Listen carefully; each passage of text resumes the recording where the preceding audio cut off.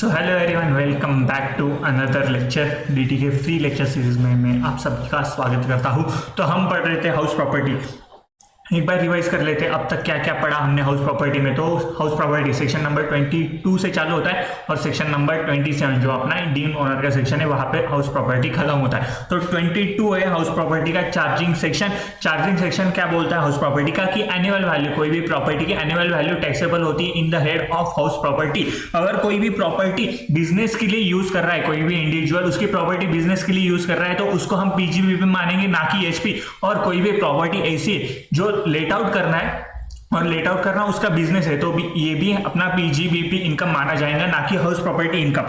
उसके बाद में बिल्डिंग में क्या क्या आ सकता है, बिल्डिंग में रेसिडेंशियल भी आ सकता है, नॉन रेसिडेंशियल मतलब फैक्ट्री, ऑफिस, शॉप, ये भी आ सकता है। जब कोई भी पर्सन ये लेट आउट कर देता है और उसकी इनकम हाउस प्रॉपर्टी में अपन कंसिडर करते हैं, एनुअल वैल्यू उसकी हाउस प्रॉपर्टी में कंसिडर करते हैं, पर उसका ये लेट आउट करना बिजनेस रहा तो पीजीबीपी में जाएगा और कुछ अदर रहा तो फिर अदर सोर्सेस में चला जाएंगे। उसके बाद में लैंड अपर टेनेंट देयर टू, तो लैंड जो भी हाउस जो भी बिल्डिंग है उसके एरिया की जो लैंड है, गार्डन हो गया, ये लैंड अपर टेनेंट 2 में आता है तो इसके ऊपर भी अपन जीए भी कंसिडर कर लेंगे और उसके ऊपर टैक्स लगाएंगे, एनुअल वैल्यू कंसिडर करेंगे और उसके ऊपर भी हम एचपी में टैक्स लगा देंगे। उसके बाद में वैकेंट लैंड जो खाली जगह है वो अगर लेट आउट पे दे दी तो ये पीजीबीपी में आएगा। अगर ये लेट आउट करना, खाली जगह लेट आउट करना बिजनेस है तो पीजीबीपी में आएगा, पर खाली जगह ऐसी ही पड़ी और हमने लेट आउट कर दिया, ये कोई हमारा बिजनेस नहीं, तो ये आ जाएगा अपना आईएफओएस अदर सोर्सेस में आ जाएगा। उसके बाद में टेनेंट ये प्रॉपर्टी कोई भी चीज के लिए यूज कर सकता है। उसके बाद हम आए थे ओनर की डेफिनेशन के ऊपर।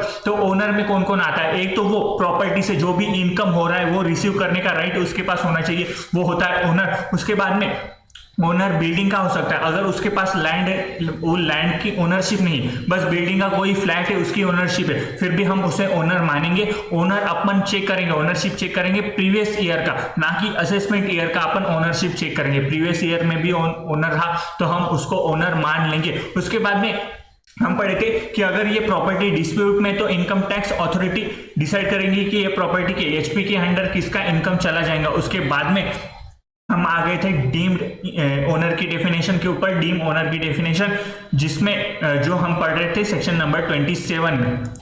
तो सेक्शन नंबर 27 डीम ओनर, जिसमें हमारा फर्स्ट और सेकंड था कि कोई भी इंडिविजुअल ने उसकी प्रॉपर्टी इनएडिक्वेट कंसिडरेशन में उसके स्पाउस को दी या फिर उसके माइनर चाइल्ड को दी तो जो ट्रांसफरर है वो उस प्रॉपर्टी का डीम ओनर माना जाता है। अगर इंडिविजुअल ने कैश दी स्पाउस या माइनर चिल्ड्रन को और उस कैश से उन्होंने कोई प्रॉपर्टी परचेस कर ली तो ये डीम ओनर नहीं माना जाएगा, इंडिविजुअल अपना डीम ओनर नहीं माना जाएगा।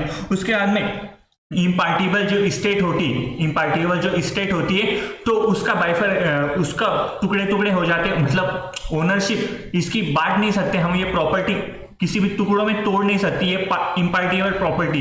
तो जो भी इस प्रॉपर्टी को मैनेज करता है उसको हम ओनर मान लेंगे। उसके बाद में कोऑपरेटिव सोसाइटी, लीगली देखा जाए तो कोऑपरेटिव सोसाइटी वो प्रॉपर्टी का ओनर रहते हैं, पर जो कोऑपरेटिव सोसाइटी या फिर सोसाइटी में जो लोग रहते हैं उनके पास वो घर का मेंबरशिप होता है, वो घर के मतलब शेयर्स लेते हैं वो सोसाइटी से और वो शेयर्स के बेसिस पे वो सोसाइटी में रहने लग जाते हैं, तो वो शेयर्स की बदौलत वो डीम ओनर बन जाते हैं वो सोसाइटी में। उसके बाद में जो पोजीशन अगर किसी कोई भी इंडिविजुअल ने उसका प्रॉपर्टी का पोजीशन ट्रांसफर कर दिया, उससे सेल कंसिडरेशन ले लिया, पर सेल डीड पेंडिंग है, मतलब लीगली डॉक्यूमेंट पे डीड पेंडिंग है, तो फिर भी उसका डीम ओनर जिसको प्रॉपर्टी ट्रांसफर कर दी है वो उसका डीम ओनर माना जाएगा। सेल डीड पेंडिंग है फिर भी वो डीम ओनर माना जाएगा। उसके बाद लास्ट पॉइंट देखा था जिसने भी लीज पे ली है कोई प्रॉपर्टी और वो 12 साल से ज्यादा लीज पे ली है तो उसको हम डीम ओनर मान लेंगे। उसके बाद आ गए थे हम सब लेटिंग पे। तो इसमें सल्लू भाई ने बच्चन को कोई प्रॉपर्टी लीज पे दी तो सल्लू भाई के लिए ये अपना हो जाएगा income taxable under the head of HP. पर बच्चन ने ये सब लीज कर दी तो ये बच्चन का अगर बिजनेस रहा तो ये बिजनेस की इनकम आ जाएंगी पीजीबीपी में, पर ये बिजनेस नहीं रहा तो ये इनकम आ जाएंगी आईएफओएस में, क्योंकि इन्होंने सब लीज किया है। अगर लीज करता था तो ये एचपी में आता था, पर सब लीज किया है इसलिए आईएफओएस में आ जाएगा। उसके बाद में ये सब लीज अभिषेक को किया था, ये हमने एग्जांपल देखा था सब लीजिंग का। उसके बाद कोई भी प्रॉपर्टी स्टॉक इन ट्रेड है, कोई भी प्रॉपर्टी स्टॉक इन ट्रेड है, तो ये प्रॉपर्टी स्टॉक इन ट्रेड किस किसको हो सकती है? एक तो कंस्ट्रक्शन, जो कंस्ट्रक्शन कंपनी है उनके लिए, और जो बिल्डर है उनके लिए ये प्रॉपर्टी स्टॉक इन ट्रेड हो सकती है। तो इन्होंने ये प्रॉपर्टी अगर सोल्ड कर दी तो इनका पीजीबीपी इनकम हो जाएगा, क्योंकि प्रॉपर्टी सोल्ड करना इनका बिजनेस है। इन्होंने ये प्रॉपर्टी अगर रेंट पे दे दी तो इनका ये एचपी इनकम हो जाएगा, हाउस प्रॉपर्टी में अपन उसे कंसिडर करेंगे। उसके बाद इफ रेंटिंग और लीजिंग इज अ बिजनेस, इनका प्रॉपर्टी बनाना, कंस्ट्रक्ट करना और लीज पे देना इनका बिजनेस है, लीज पे देना प्रॉपर्टी इनका बिजनेस है, तो ये इनकम उनका पीजीबीपी में आ जाएगा। पर इन्होंने प्रॉपर्टी बना ली पर ये लीज पे नहीं गई, ना ही बिकी गई, मतलब ये बस प्रॉपर्टी बना के वैसे ही पड़ी है, ना इसका सेल हो गया और ना ही इसको लीज पे दिया गया किसी को। तो 2 साल के लिए इनका एनुअल वैल्यू नील मानेंगे, 2 साल के लिए इसका एनुअल वैल्यू नील मानेंगे, और 2 साल के बाद ये प्रॉपर्टी हम डीम लेट आउट मानेंगे और उसका इनकम एचपी में कंसीडर करेंगे। डीम लेट आउट मान के उसका इनकम हम एचपी में कंसीडर करेंगे। उसके बाद आए थे हम कंपोजिट रेंट पे।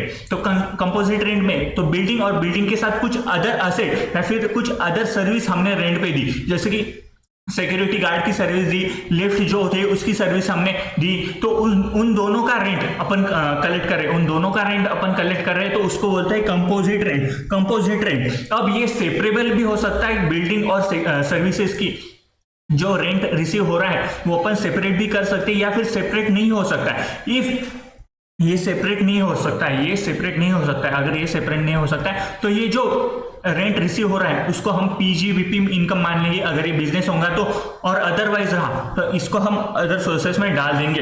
पर ये बिजनेस नहीं है अपना, और ये सेपरेट भी हो सकता है और ये बिजनेस भी नहीं, तो ये रेंट आ जाएगा अपना, जो बिल्डिंग का रेंट आ रहा है अपना, क्योंकि सेपरेट हो रहा है तो बिल्डिंग का रेंट अपना आ जाएगा एचपी में। और जो अदर है, जो सर्विसेज है अपनी, अगर ये सर्विसेज अपना देना बिजनेस है, तो इसका आ जाएगा पीजीबीपी में। और जो अदर्स बिजनेस नहीं है अपना, ये सर्विसेज देना बिजनेस नहीं है अपना, तो ये आ जाएगा अपना आरएफओएस में। उसके बाद में इफ प्रॉपर्टी सिचुएटेड आउटसाइड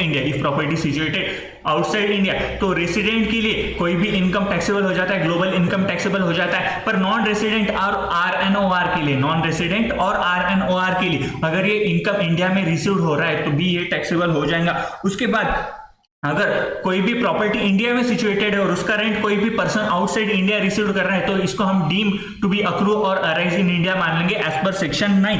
उसके बाद हमने फॉर्मेट देखा था कि एचपी की इनकम हम कैसे कैलकुलेट करते हैं। तो फर्स्टली हम लेते हैं ग्रॉस एनुअल वैल्यू मतलब क्या होता है? एक्सपेक्टेड रेंट और actual rent whichever is higher, अपना ग्रॉस एनुअल वैल्यू होता है। एक्सपेक्टेड रेंट और actual rent whichever is higher अपना ग्रॉस एनुअल वैल्यू होता है। तो एक्सपेक्टेड रेंट और एक्चुअल रेंट, तो एक्सपेक्टेड रेंट में हमने 2 वैल्यू कंसीडर करनी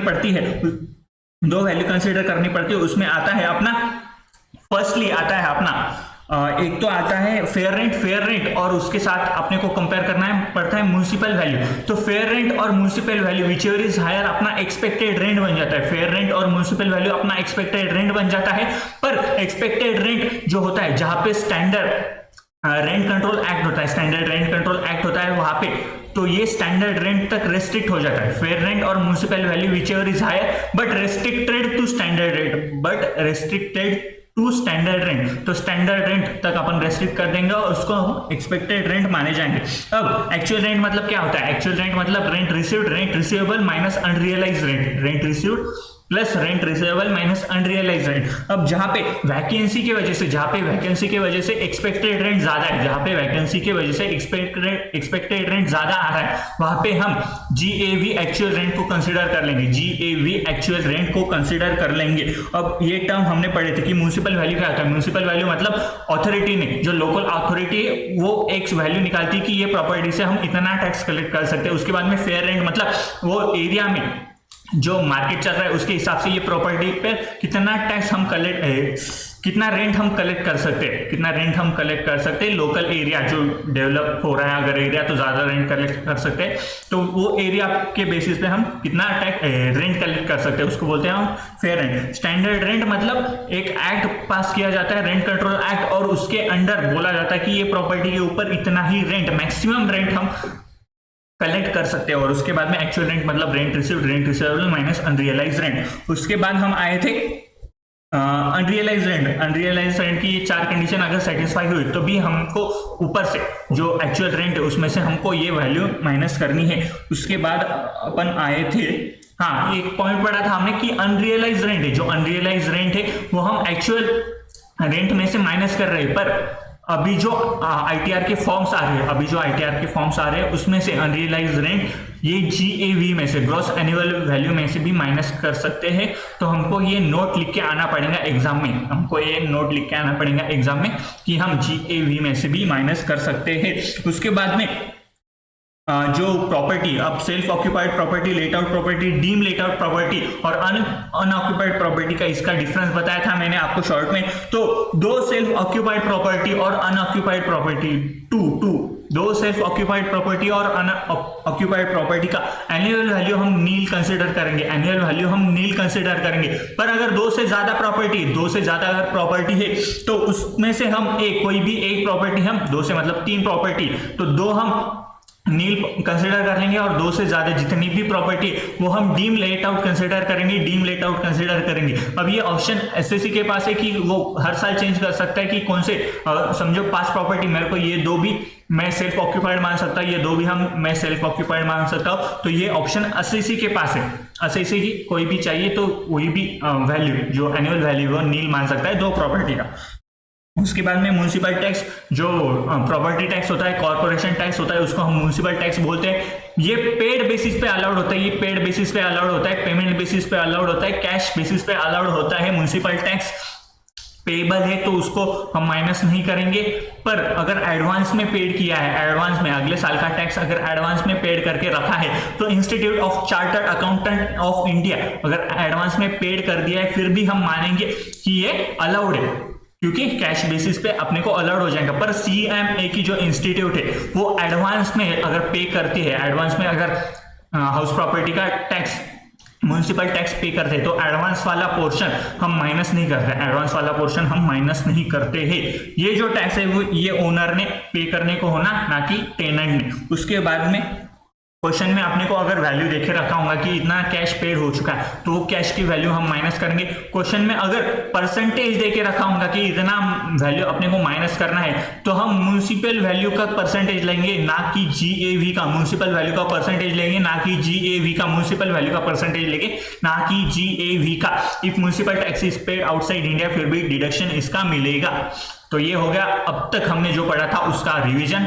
अब बढ़ते अपन आगे, तो एक बार फॉर्मेट देख लेते हैं हमने क्या क्या पढ़ा, क्या क्या बचा है। देखो जीएवी हो गया अपना, म्युनिसिपल टैक्स भी हो गया, एनएवी, तो ऐसे ही आ जाएगा जीएवी माइनस म्युनिसिपल टैक्स। अब बचा है अपना deduction, standard deduction 30% of NAV. तो इसमें कुछ पढ़ने लायक है नहीं, अगर एनएवी की वैल्यू रही तो उसमें से 30% अपने को माइनस कर देना पड़ेगा। एनएवी कब आ सकता है? जब एसओपी 2 से ज्यादा है तो let out property, deem let out property माने जाएंगे। पर एसओपी 2 है, एसओपी 2 ही है अपने पास, 2 एसओपी, सेल्फ ऑक्यूपाइड प्रॉपर्टी और अनऑक्यूपाइड प्रॉपर्टी, 2 ही प्रॉपर्टी अपने पास, 1 या 2।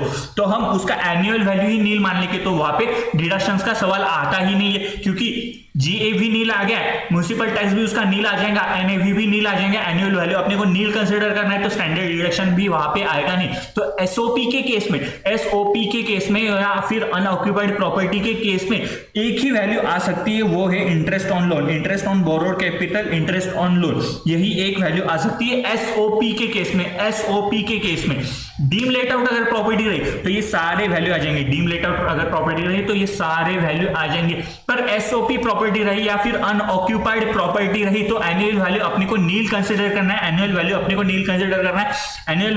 नील कंसीडर करना है, तो उसके ऊपर स्टैंडर्ड डिडक्शन भी नहीं आएगा। तो एसओपी अगर प्रॉपर्टी रही तो उसमें एक ही वैल्यू आ सकती है, interest on loan, interest on borrowed capital या फिर इंटरेस्ट ऑन लोन, ये एक ही वैल्यू आ सकती है। अब आप बोलोगे यहाँ तो लेस करना है आपको, तो इंटरेस्ट ऑन लोन तो उसकी वैल्यू तो माइनस में रहेंगी, यहाँ पे उसकी वैल्यू तो यहाँ पे माइनस में आ जाएंगी। तो यस, उसकी वैल्यू माइनस में आने के बाद आपको इधर है ना लॉस आ जाएगा हाउस प्रॉपर्टी का। अगर एसओपी रहा और उसके ऊपर कोई लोन लेके रखा होगा और उसका इंटरेस्ट ऑन लोन अपन यहाँ डिडक्शन ले रहे हैं, interest on borrowed capital, interest on loan का, तो उसकी वैल्यू माइनस में आ जाएंगी और यहाँ पे अपना हाउस प्रॉपर्टी का लॉस आ जाएगा। हाउस प्रॉपर्टी का लॉस आने के बाद ये हाउस प्रॉपर्टी का लॉस अपन किसी हाउस प्रॉपर्टी के साथ सेट ऑफ भी कर सकते हैं या फिर कोई अदर हेड के साथ भी सेट ऑफ कर सकते हैं। ये अपन set off and carry forward में पढ़ेंगे। पर अगर आपको स्कीम चेक करनी पड़ेगी, आपको स्कीम चेक करने पड़ेंगे क्योंकि नए स्कीम में मैंने बेसिक में पढ़ा था, नए स्कीम में आपको इंटरेस्ट ऑन बोरोड कैपिटल का डिडक्शन नहीं मिलता। नए स्कीम में आप लोगों को इनकम ऑन बोरोड कैपिटल का डिडक्शन नहीं मिलता। तो अपने को एक बार स्कीम चेक करनी पड़ेगी। अगर अपन ओल्ड स्कीम में जा रहे हैं, जो अपनी ओल्ड स्कीम है, जो पूरे स्लैब रेट है 2.5 लाख का अपना स्लैब रेट है, तो वहां पे अपने को ये डिडक्शन मिल जाएगा। पर न्यू स्कीम में, जो अपनी डिफर्ड स्कीम है, वहां पे अपने को ये डिडक्शन नहीं मिलेगा। तो अपने को चेक करना पड़ेगा जब भी self occupied property, unoccupied property, तो अपन कौन से स्लैब रेट में टैक्स पे करना है, कौन से सेक्शन में टैक्स पेड कर रहे हैं। अगर 115 BAC में टैक्स पेड कर रहे हैं तो अपने को डिडक्शंस का इफेक्ट देना पड़ेगा। डिडक्शन लेना है नहीं लेना है, ये अपने को स्कीम पे बेसिस डिसाइड करना पड़ेगा। समझा इतना? तो एसओपी के केस में एनुअल वैल्यू नील आ जाएगा, तो स्टैंडर्ड डिडक्शन भी यहाँ पे नहीं आएगा। स्टैंडर्ड डिडक्शन भी यहाँ पे नहीं आएगा। एक ही वैल्यू आएंगी, वो है इंटरेस्ट ऑन लोन। एक ही वैल्यू आएंगी, वो है इंटरेस्ट ऑन लोन। तो deduction under 24, deduction under 24, under section 24। तो लिखो heading of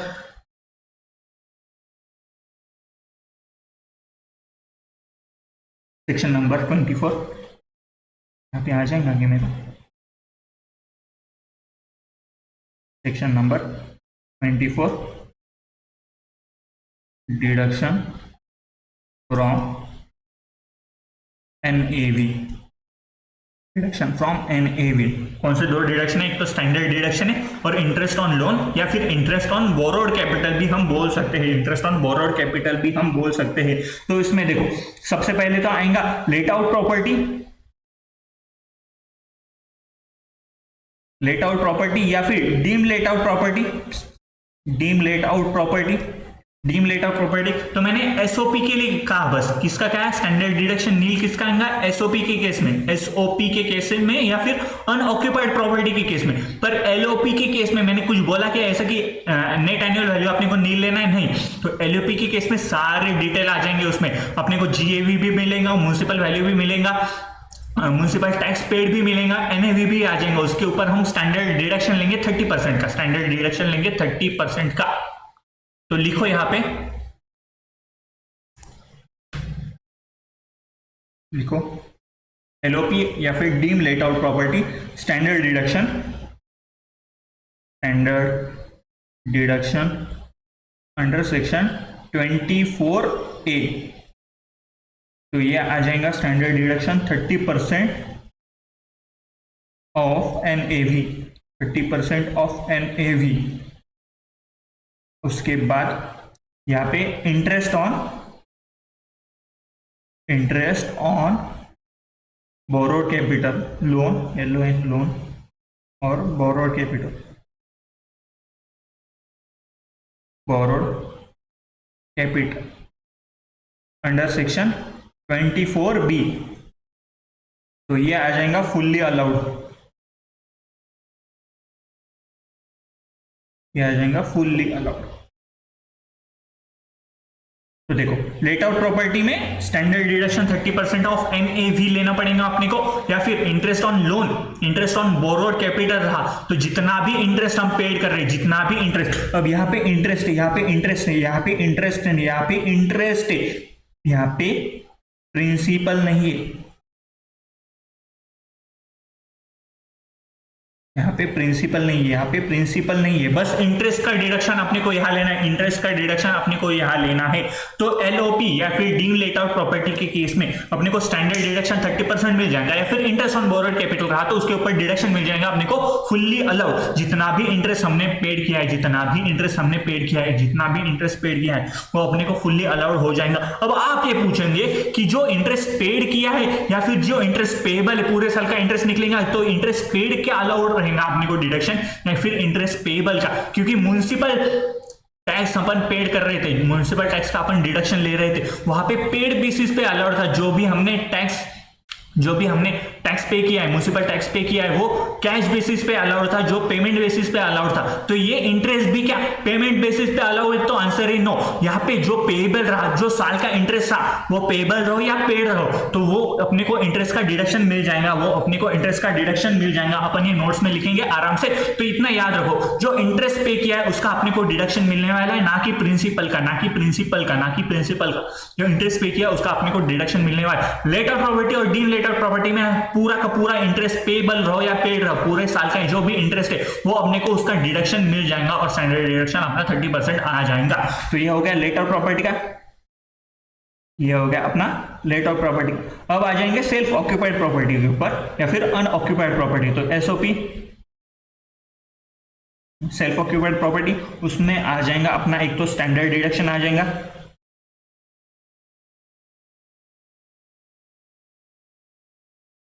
standard deduction under section 24A, और दूसरा आ जाएगा अपना इंटरेस्ट ऑन लोन या फिर borrowed capital, interest on loan या फिर borrowed capital under section 24B। जरा नहीं एडजस्ट कर लो, 24B। तो यहां भी इंटरेस्ट का डिडक्शन मिल रहा है, यहां भी इंटरेस्ट का डिडक्शन मिल रहा है, ना कि प्रिंसिपल का।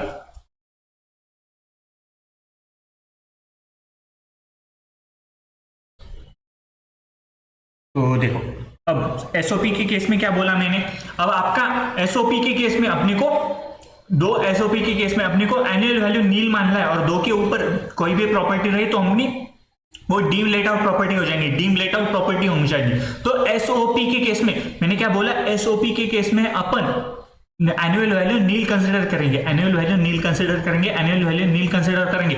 तो standard deduction under section 24A वहां पे आएगा ही नहीं, क्योंकि अपने को 30% ऑफ NAV का डिडक्शन लेना है। तो अब यहाँ पे NAV ही अपना जीरो है, तो स्टैंडर्ड डिडक्शन 30% कैसे लेंगे भाई NAV का? तो ये आ जाएगा नील, ये आ जाएगा अपना नील,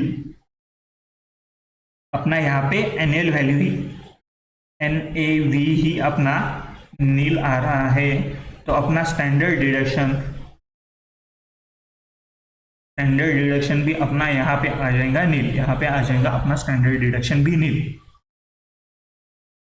अब interest on borrowed capital, interest on borrowed capital, अब यहाँ पे आ जाएंगे दो पार्ट, यहाँ पे आ जाएंगे दो पार्ट। तो यहाँ पे नीचे लिखो, अब ये ब्लू पेन से लिखता है यहाँ पे। तो देखो, अब देखो, वेयर लोन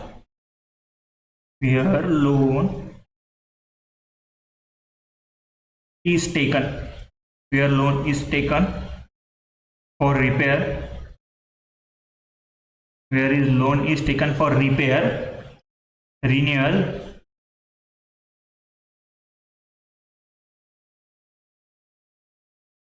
और रिकंस्ट्रक्शन।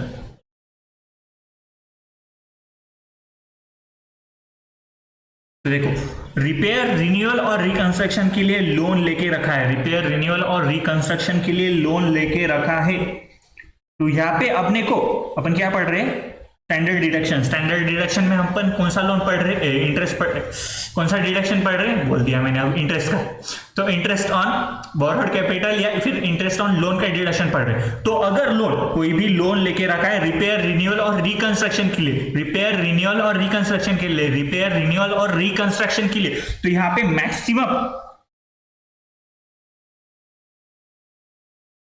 मैक्सिमम रुपीज 30,000 into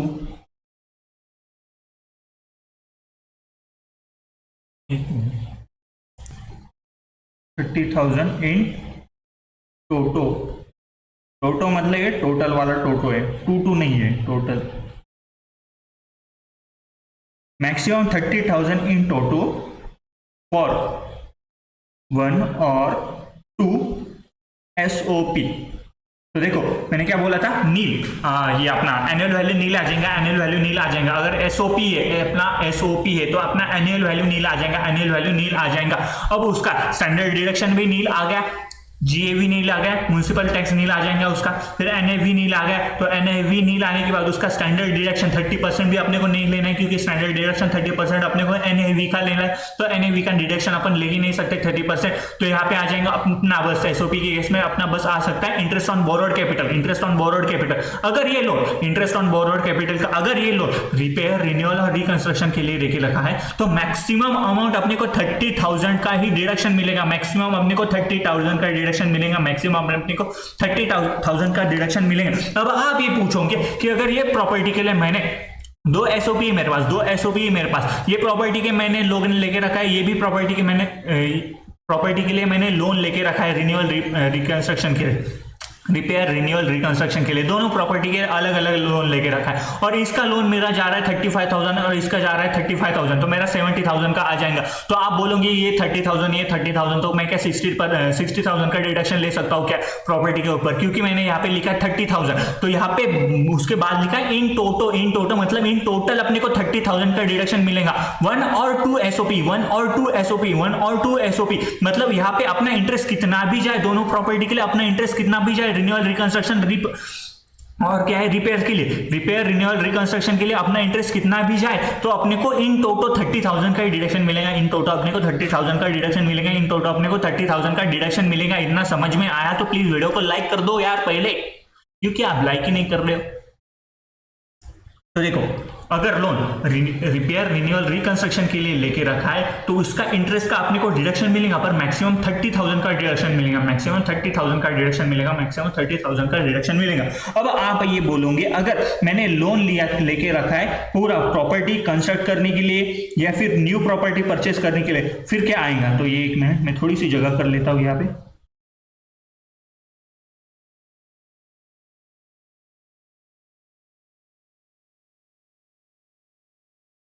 यहाँ पे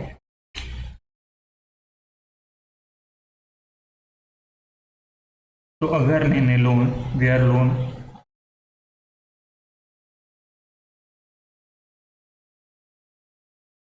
where loan is taken for acquisition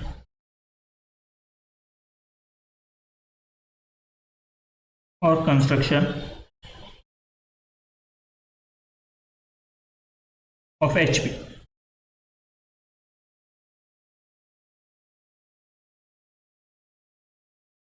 अगर मैंने एक्विजिशन और कंस्ट्रक्शन के लिए लोन लेके रखा है, तो उसके ऊपर का इंटरेस्ट, उसके ऊपर का इंटरेस्ट, फिर इसके भी ऊपर डिडक्शन आ जाएगा अपने को। तो यहाँ पे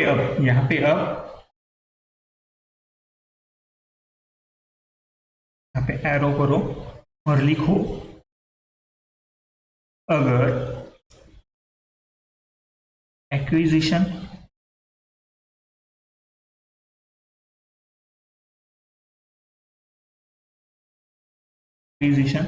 और construction completed within 5 years, from the end of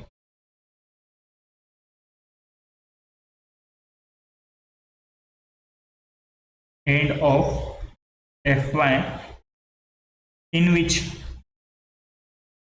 capital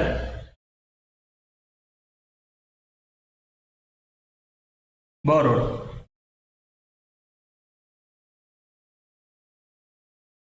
या फिर यहाँ पे जगह नहीं बची, नीचे ही लिख लेते, या फिर प्लस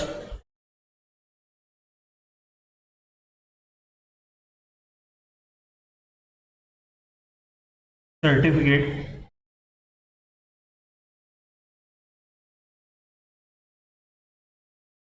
from lender,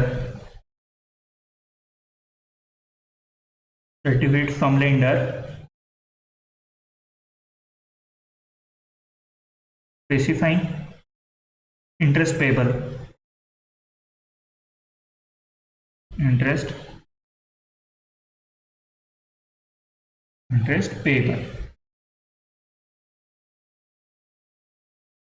थोड़ा सा एडजस्ट कर लेते हैं यहाँ पे।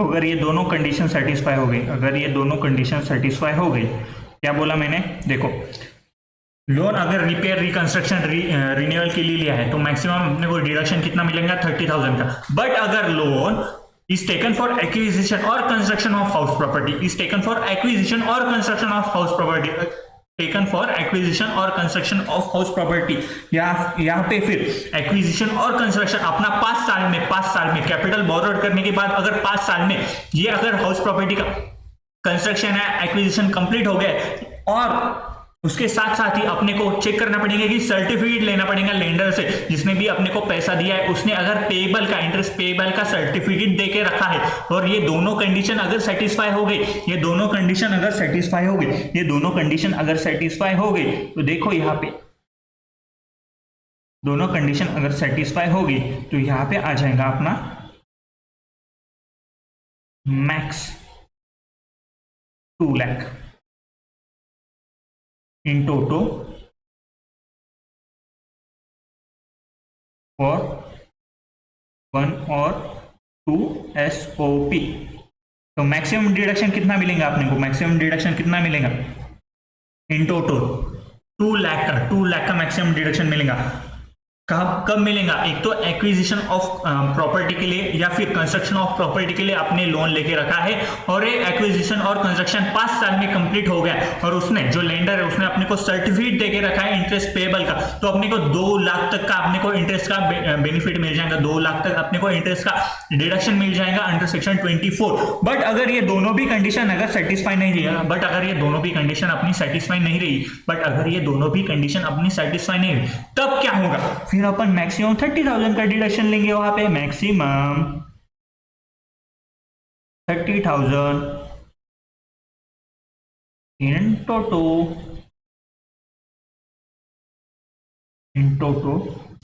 और 1 और 2 SOP, 1 और 2 SOP। समझ में आया क्या? तो यहाँ पे 2 एरो आ जाएंगे अब, interest on borrowed capital, interest on borrowed capital अगर रिपेयर रिकंस्ट्रक्शन रिन्यूअल के लिए लोन लेके रखा है तो मैक्सिमम अपने को 30,000 का डिडक्शन मिलेगा इन टोटो 30,000 का अपने को डिडक्शन मिलेगा SOP के ऊपर, SOP के ऊपर, डीम लेट ऑफ प्रॉपर्टी के ऊपर, लेट ऑफ प्रॉपर्टी या फिर डीम लेट आउट अगर कोई भी प्रॉपर्टी रही तो उसके ऊपर फुल्ली अलाउड हो जाएगा, ये डिडक्शन अपने को फुल अलाउड हो जाएगा, जितना भी इंटरेस्ट अपन पे कर रहे हैं उतना पूरा का पूरा अलाउ हो जाएगा। पर ये अगर सेल्फ ऑक्यूपाइड प्रॉपर्टी रही, रिन्यूअल रिकंस्ट्रक्शन रिपेयर के लिए लोन लेके रखा हुआ तो अपने को मैक्सिमम 30,000 का डिडक्शन मिलेंगे, या फिर एक्विजिशन और कंस्ट्रक्शन के लिए लोन लेके रखा होगा और ये एक्विजिशन और कंस्ट्रक्शन अपने 5 साल में कंप्लीट हो गया है और अपने को सर्टिफिकेट मिल गया है लेंडर से कि इतना इंटरेस्ट पेएबल है, ये दोनों अगर कंडीशन सेटिस्फाई हो गई, ये दोनों अगर कंडीशन सेटिस्फाई हो गई तो मैक्सिमम अपने को 2 लाख तक का अपने को डिडक्शन मिल सकता है, मैक्सिमम अपने को 2 लाख तक का डिडक्शन मिल सकता है। पर अगर ये कंडीशन सेटिस्फाई नहीं है, अगर ये कंडीशन सेटिस्फाई नहीं है तो मैक्सिमम अपने को 30,000 का डिडक्शन मिलेगा, मैक्सिमम अपने को 30,000 का डिडक्शन मिलेगा। तो यहाँ पे लिखो सेटिस्फाइड,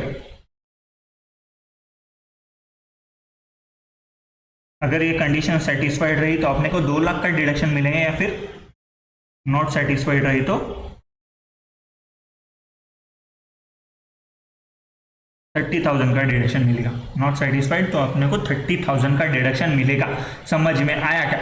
डिडक्शन अंडर सेक्शन 24 क्या पढ़ रहे थे?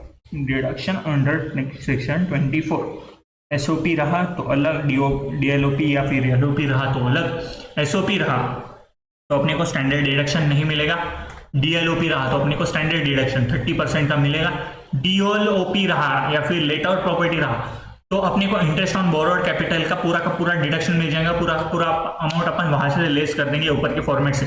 पर अगर SOP रहा तो उसमें हम इंटरेस्ट ऑन बोरोड कैपिटल देखेंगे कि वो लोन काय के लिए लेके रखा है, एक रिपेयर रिन्यूअल रिकंस्ट्रक्शन के लिए लोन लेके रखा होगा तो अपने को मैक्सिमम 30,000 का डिडक्शन मिलेगा, या फिर एक्विजिशन और कंस्ट्रक्शन के लिए लोन लेके रखा होगा तो अपन 2 कंडीशन चेक करेंगे, या एक तो एक्विजिशन और कंस्ट्रक्शन 5 साल में कंप्लीट हो गया है और फिर जो लेंडर है उसने अपने को सर्टिफिकेट दिया है कि कितना अमाउंट इंटरेस्ट का पेएबल है, कितना अमाउंट इंटरेस्ट का पेएबल है। ये अगर दोनों कंडीशन सेटिस्फाई हो गई, दोनों कंडीशन अगर सेटिस्फाई हो गई तो अपने को 2 लाख तक का डिडक्शन मिलेगा, अगर ये दोनों की दोनों कंडीशन सेटिस्फाई नहीं है, दोनों में से एक भी कंडीशन अगर सेटिस्फाई नहीं तो अपन मैक्सिमम 30,000 का डिडक्शन लेंगे, मैक्सिमम 30,000 का डिडक्शन लेंगे, मैक्सिमम 30,000 का डिडक्शन लेंगे। समझ में आया क्या? तो अब इसके ऊपर के नोट लिख लो, अच्छे अच्छे नोट कि इंटरेस्ट पेएबल लेना है आपने को कि पेड लेना है आपने को। इंटरेस्ट जो लोन है वो किससे लेना चाहिए? बैंक से लेना चाहिए, फाइनेंशियल इंस्टीट्यूट से लेना चाहिए, गरीब दोस्तों से लेना चाहिए, अमीर रिश्तेदारों से लेना चाहिए, किससे लोन लेना चाहिए तो अपने को डिडक्शन मिलेगा ये। तो लिख लेते हैं एक बार नोट्स। सबसे पहला नोट लिखो, डिडक्शन is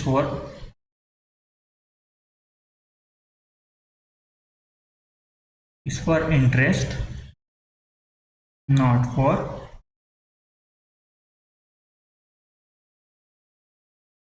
ये तो ऊपर लिखे दिया है फिर भी लिख लो यहाँ पे नॉट फॉर प्रिंसिपल। के बाद में सेकंड पॉइंट लिखो, लोन में बी टेकन, लोन में be taken from bank, financial institute, financial institution,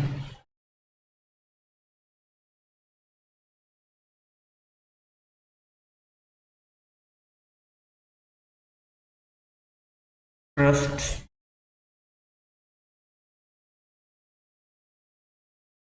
गरीब दोस्त, फ्रेंड्स, फैमिली, ईटीसी। मतलब किससे भी हम लोन ले सकते हैं, ऐसा कोई रिस्ट्रिक्शंस नहीं यहाँ पे कि बैंक से ही लोन लेना, एनबीएफसी से ही लोन लेना, फाइनेंशियल इंस्टीट्यूट से ही लोन लेना, किसी से भी हम लोन ले सकते हैं। बस वो कंडीशन सेटिस्फाई होना कि एक्विजिशन कंस्ट्रक्शन अपना 5 साल में कंप्लीट होना और उसने लेंडर ने अपने को सर्टिफिकेट देना कि कितना अमाउंट पेएबल है इंटरेस्ट का, तभी अपने को डिडक्शन मिलेगा। इंटरेस्ट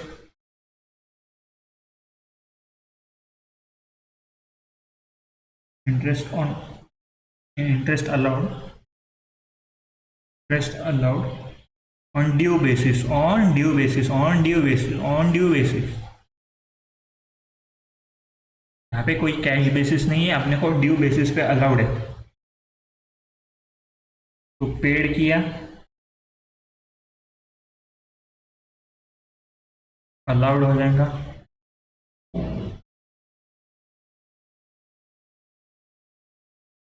आउटस्टैंडिंग रहा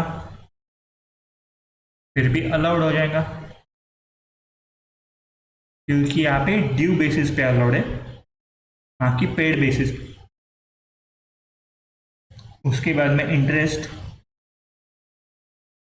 interest on interest,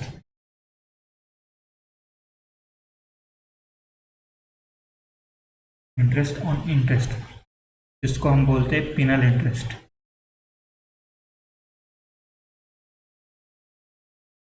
is not allowed as deduction. तो इंटरेस्ट अपन ने पेड नहीं किया और उसके ऊपर कोई भी फिर से इंटरेस्ट लग गया तो उसका डिडक्शन अपने को नहीं मिलेगा, उसका डिडक्शन अपने को नहीं मिलेगा।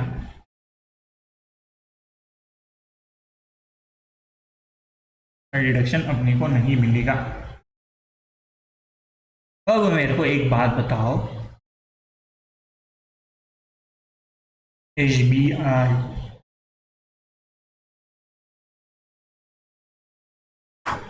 एसबीआई तो कौन लेते हैं यहाँ पे?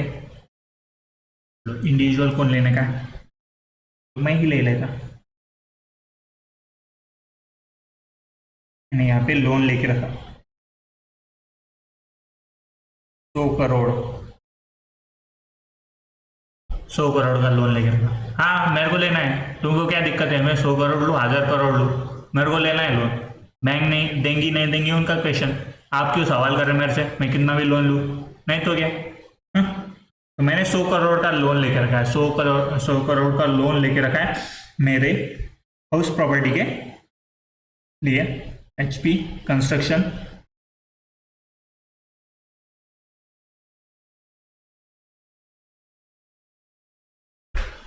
मेरे को अंबानी से भी ऊपर घर बनाना है, सबसे बेस्ट घर होना अपना इंडिया में, पूरे भारत में अपना घर सबसे बेस्ट। एसके का घर, हाँ ऐसा घर बनाना है अपने को, 100 करोड़ का घर बनाना है, एसबीआई से लोन लेके रखा। अब 100 करोड़ का लोन लेके रखा मैंने एसबीआई से। अब क्या दिक्कत आ रही थी यहाँ पे, मैं जो इंटरेस्ट है ना, समझो अप्रोक्स में 10% से इंटरेस्ट पे कर रहा था, 10% से इंटरेस्ट पे कर रहा था। यहाँ पे लिख लेते हैं, एसबीआई वालों को 10% से इंटरेस्ट पे कर रहा था।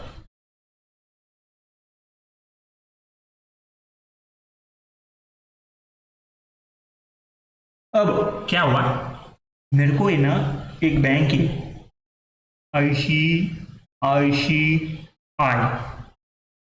उन्होंने देखा अरे बहुत बड़ी पार्टी है, बहुत बहुत पैसा है इसके पास, बहुत छाप रहा है, बहुत बहुत।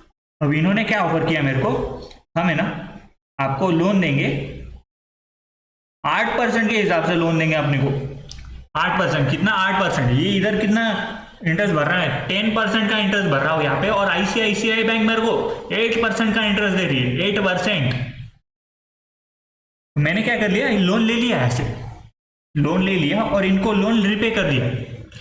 एसबीआई यहाँ से लोन ले लिया मैंने, यहाँ से लोन ले लिया और इनको जो है वो अपना लोन का अमाउंट रिपे कर दिया। अब ये लोन के ऊपर मैं 8% इंटरेस्ट पे कर रहा हूं, ये लोन के ऊपर मैं 8% इंटरेस्ट पे कर रहा हूं। क्या ये इंटरेस्ट का डिडक्शन मेरे को मिलेगा या नहीं मिलेगा मेरे को, क्या ये इंटरेस्ट का डिडक्शन मिलेगा मुझे या नहीं मिलेगा, बताओ जरा।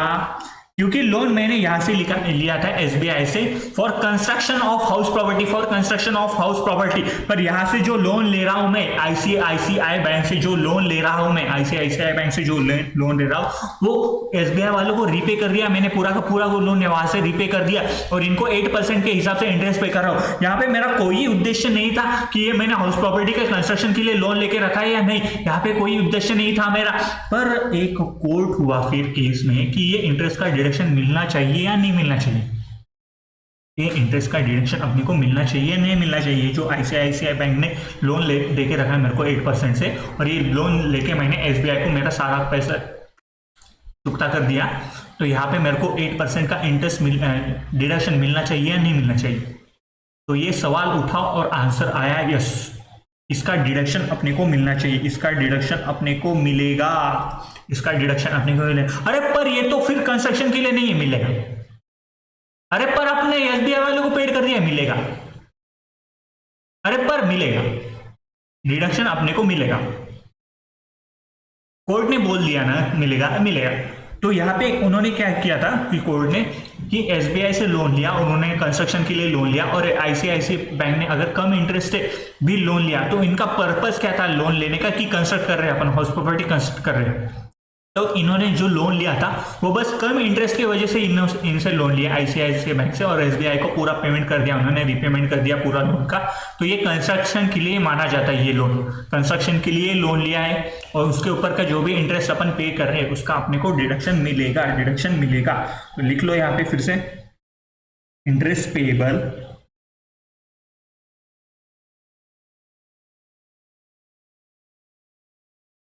Interest payable on fresh loan, interest payable on fresh loan taken to repay the original loan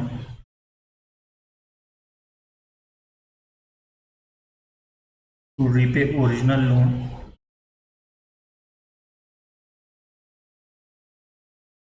raised earlier for the for said purpose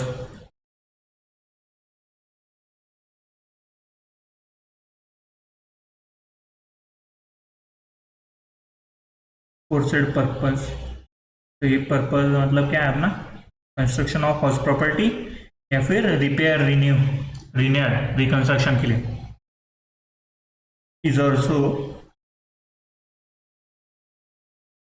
is also allowed as deduction। is also allowed as deduction, is also allowed as deduction.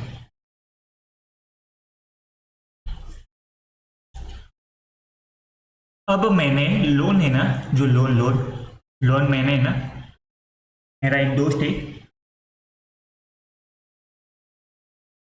HK का दोस्त, UK में रहता है, एक दोस्त है मेरा, UK में मेरा दोस्त रहता है, यूके में मेरा दोस्त रहता है, उससे मैंने लोन ले लिया, उससे मैंने लोन ले लिया, उससे मैंने लोन ले लिया। अब ये तो आउटसाइड इंडिया है, ये आउटसाइड इंडिया है, दोस्त से लोन ले सकता मैं, ये आउटसाइड इंडिया है। तो क्या मैं इसको जो इंटरेस्ट पे कर रहा हूँ, ये इंटरेस्ट मैं आउटसाइड इंडिया पे कर रहा हूँ, तो इसके ऊपर मेरे को डिडक्शन मिलेगा क्या?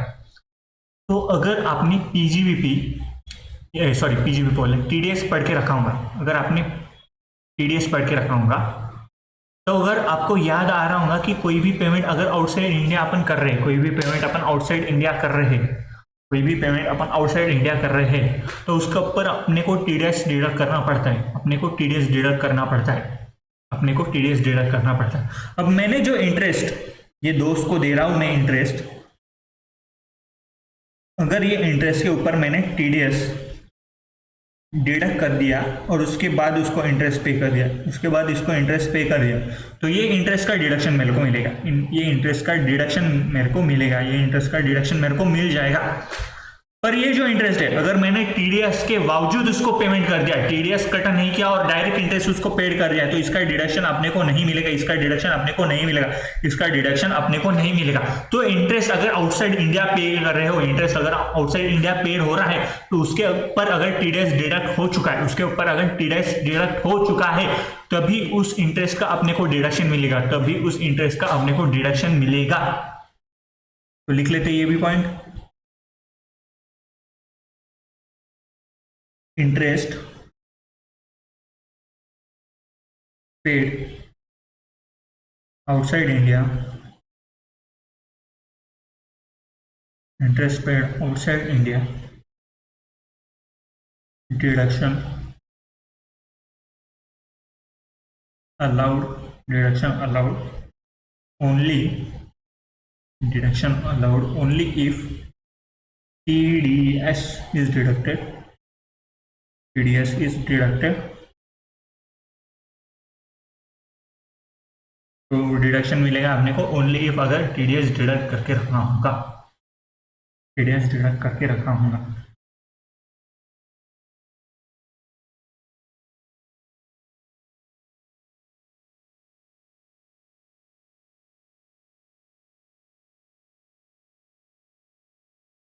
अब और एक दिक्कत, ये बहुत बड़ा घर है, बहुत बड़ा घर, बहुत बड़ा घर है, बहुत बहुत कंस्ट्रक्शन कंपनी है या फिर बिल्डर है कोई, ये बिल्डर को ये घर बेचना है और मेरे को खरीदना है, मेरे को बहुत पसंद आया, मेरी जान आ गई वो घर के ऊपर, इतना पसंद आया मेरे को घर। उस घर में बाथटब है, स्विमिंग पूल है, हर एक रूम में एक झूमर लटका हुआ है, बहुत मस्त मस्त पेंटिंग है हॉल में, एकदम पूरा सिटी का व्यू आ जाता है ऊपर बालकनी से, पर जो छत है वहां से भी पूरा अच्छा व्यू आ जाता है। विंटर में मस्त फॉग फॉग हो जाता है सब तरफ, रहने को मजा आ जाता है। ऐसा घर मेरे को परचेस करना है। और ये बिल्डर ने क्या किया, इसकी अमाउंट मेरे को बोल दी 500 करोड़। हाँ बोल सकता है, उसकी मर्जी ना, उसकी मर्जी, कितना भी रख सकता है वो प्राइस। तो उसने प्राइस बता दी मेरे को 500 करोड़। अब मैं ठहरा गरीब, मेरे पास कुछ पैसे नहीं। मैंने इसको क्या बोला, मेरे को घर तो बहुत पसंद आया है, इतना पसंद आया मेरे को कि बस क्या ही बोलूं तेरे को, पर मैं तेरे को है ना 100 करोड़ तो अब भी, 500 करोड़ तो अब भी नहीं दे सकता, 500 करोड़ तो मैं अब भी नहीं दे सकता मैं तेरे को, तो मैं बस तेरे को 100 करोड़ अब भी देता हूँ। मैं ठहरा गरीब, मेरे पास 100 ही करोड़ रुपए अभी, तो मैंने 100 करोड़ उसको दे दिए। अब बाकी के जो 400 करोड़ रुपए है, बाकी के जो 400 करोड़ रुपए है वो मैं अब इंस्टॉलमेंट में पे करूंगा उसको। तो क्या अब ये बिल्डर इसके ऊपर इंटरेस्ट चार्ज करेगा, क्या ये बिल्डर इंटरेस्ट चार्ज करेगा? हाँ, अरे भाई मैं इंस्टॉलमेंट में पैसे दे रहा हूँ, उसके ऊपर तो इंटरेस्ट ऑब्वियसली है, कोई भी पर्सन रहा, मैं अगर बाद में पैसे दे रहा हूँ आपको तो इंटरेस्ट चार्ज करेगा। तो क्या ये इंटरेस्ट का मेरे को डिडक्शन मिलेगा? ये इंटरेस्ट का मेरे को डिडक्शन मिलेगा, समझा? कोई भी बिल्डर है, उसको अगर कोई भी कंस्ट्रक्शन है या फिर कोई भी प्रॉपर्टी हम परचेस कर रहे हैं और प्रॉपर्टी परचेस करने के बाद उसको हम अभी पेमेंट कर दे रहे, पार्ट पेमेंट करके दे रहे या फिर डाउन पेमेंट करके दे रहे और उसके बाद में पूरा अमाउंट अपन इंस्टॉलमेंट में पे कर रहे और इंस्टॉलमेंट में पे करने की वजह से अपने को इंटरेस्ट चार्ज हो रहा है, उसके ऊपर इंटरेस्ट की लायबिलिटी अराइज हो रही है उसके ऊपर, तो इसका डिडक्शन भी अपने को मिलेगा, इसका डिडक्शन भी अपने को मिलेगा, इसका डिडक्शन भी अपने को मिलेगा। जो इंटरेस्ट अपन पे कर रहे हैं, जो अनपेड अमाउंट का इंटरेस्ट अपन पे कर रहे हैं, इसका डिडक्शन भी अपने को मिलेगा। तो यहाँ पे नोट लिखो, यहाँ पे नोट लिखो, unpaid purchase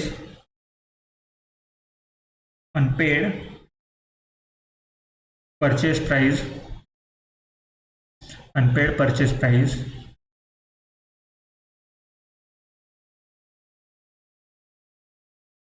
would be considered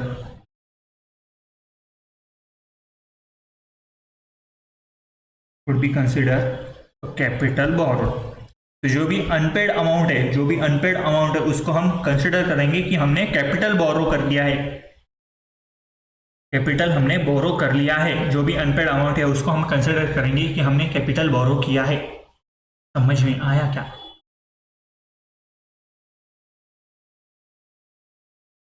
समझ में आया?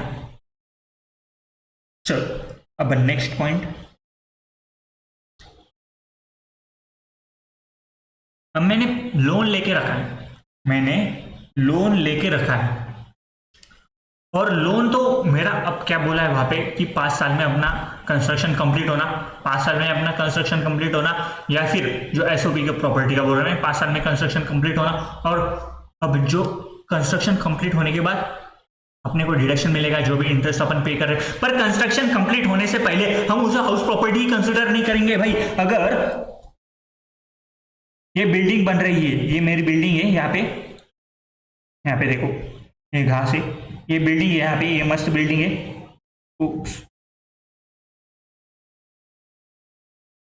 ये बिल्डिंग है यहाँ पे, और ये बिल्डिंग बन रही है। मेरा फर्स्ट फ्लोर कंप्लीट हो गया, यहाँ पे मेरा फर्स्ट फ्लोर कंप्लीट हो गया। अब ये क्या मैं इसको हाउस प्रॉपर्टी कंसीडर कर सकता हूँ? अगर मैंने इसका कंप्लीशन सर्टिफिकेट लेके आया कि पार्ट कंप्लीशन हो गया है मेरा हाउस प्रॉपर्टी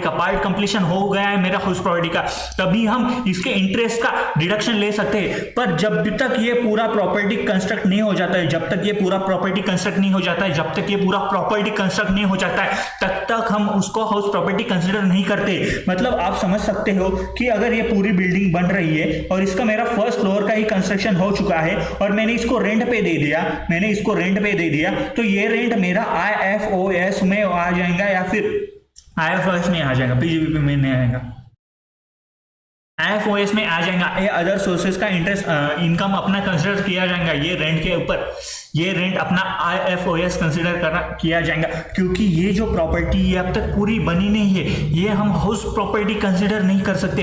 हाउस प्रॉपर्टी कब कंसिडर होंगी? जब इसका म्युनिसिपल वैल्यू अपने को पता है, जब इसका फेयर रेंट अपने को पता है, जब वहां पर स्टैंडर्ड रेंट अपने को पता है, वहां पे एक्चुअल रेंट रिसीव हो रहा है, रेंट तो रिसीव हो रहा है पर अपने को फेयर रेंट, स्टैंडर्ड रेंट, इसका म्युनिसिपल वैल्यू अपने को कुछ भी नहीं पता, तो ये अपन हाउस प्रॉपर्टी कंसिडर नहीं कर सकते। अगर आपने फिर ये प्रॉपर्टी का आपने पार्ट कंस्ट्रक्शन का सर्टिफिकेट लेके आया, अब जो प्रॉपर्टी बनती है उसकी प्रॉपर्टी की पूरी बनने के बाद उसका एक कंप्लीशन सर्टिफिकेट मिलता है, कंप्लीशन हो गया है प्रॉपर्टी का पूरा, सैनिटाइजेशन या फिर इलेक्ट्रिसिटी जो भी मतलब रहने लायक चीज है वो पूरा कंप्लीट होने के बाद उसको एक कंप्लीशन सर्टिफिकेट मिलता है। पर अगर ये इतना ही अपना बना है प्रॉपर्टी, तो यहाँ पे अपने को पार्ट कंप्लीशन सर्टिफिकेट मिल जाएगा, अगर ये पार्ट कंप्लीशन सर्टिफिकेट लेके रखा है और उसके बाद रेंट पे चढ़ा दिया ये प्रॉपर्टी को, तो फिर HP मानेंगे। पर अपने पास कोई भी सर्टिफिकेट नहीं है पार्ट कंप्लीशन का और उसको रेंट पे दे दिया, तो ये इनकम अपने को IFOS में कंसीडर करना पड़ेगा, अब यहाँ पे दिक्कत क्या आ रही थी? ये जो मैंने ना ये प्रॉपर्टी बनाई मैंने और ये प्रॉपर्टी के लिए मैंने लोन लेके रखा है, इसके लिए मैंने लोन लेके रखा है। अब हाउस प्रॉपर्टी बनने के मतलब हाउस प्रॉपर्टी बनने तक मैं उसका जीएवी नहीं निकाल सकता, मैं उसका म्युनिसिपल वैल्यू नहीं निकाल सकता, मैं इसका फेयर रेंट नहीं निकाल सकता, स्टैंडर्ड रेंट नहीं निकाल सकता, क्योंकि ये पूरी प्रॉपर्टी अब तक कंप्लीट नहीं हो गई है। तो ये जो मेरा प्री कंस्ट्रक्शन है, मेरा कंस्ट्रक्शन पूरा कंप्लीट होने से पहले भी मैं इंटरेस्ट पे कर रहा हूँ गवर्नमेंट को, गवर्नमेंट को बोला, जिससे लोन लेके रखा है उसको मैं इंटरेस्ट पे कर रहा हूँ। कोई बैंक से, मतलब मैंने समझो एसबीआई से लोन लेके रखा है, मैंने अगर एसबीआई से लोन लेके रखा है तो मैं इनको इंटरेस्ट पे कर रहा हूँ, पर ये मेरी प्रॉपर्टी अब तक कंप्लीट नहीं हुई, तो ये इंटरेस्ट का डिडक्शन मैं कैसे ले सकता हूँ? क्योंकि हाउस प्रॉपर्टी का डिडक्शन लेने के लिए हाउस प्रॉपर्टी का पूरा जीएवी, म्युनिसिपल टैक्स, एनएवी अपने को पूरा का पूरा डिटेल होना। अगर ये प्रॉपर्टी कंप्लीट ही नहीं है तो मेरे पास ये पूरे डिटेल अवेलेबल ही नहीं है।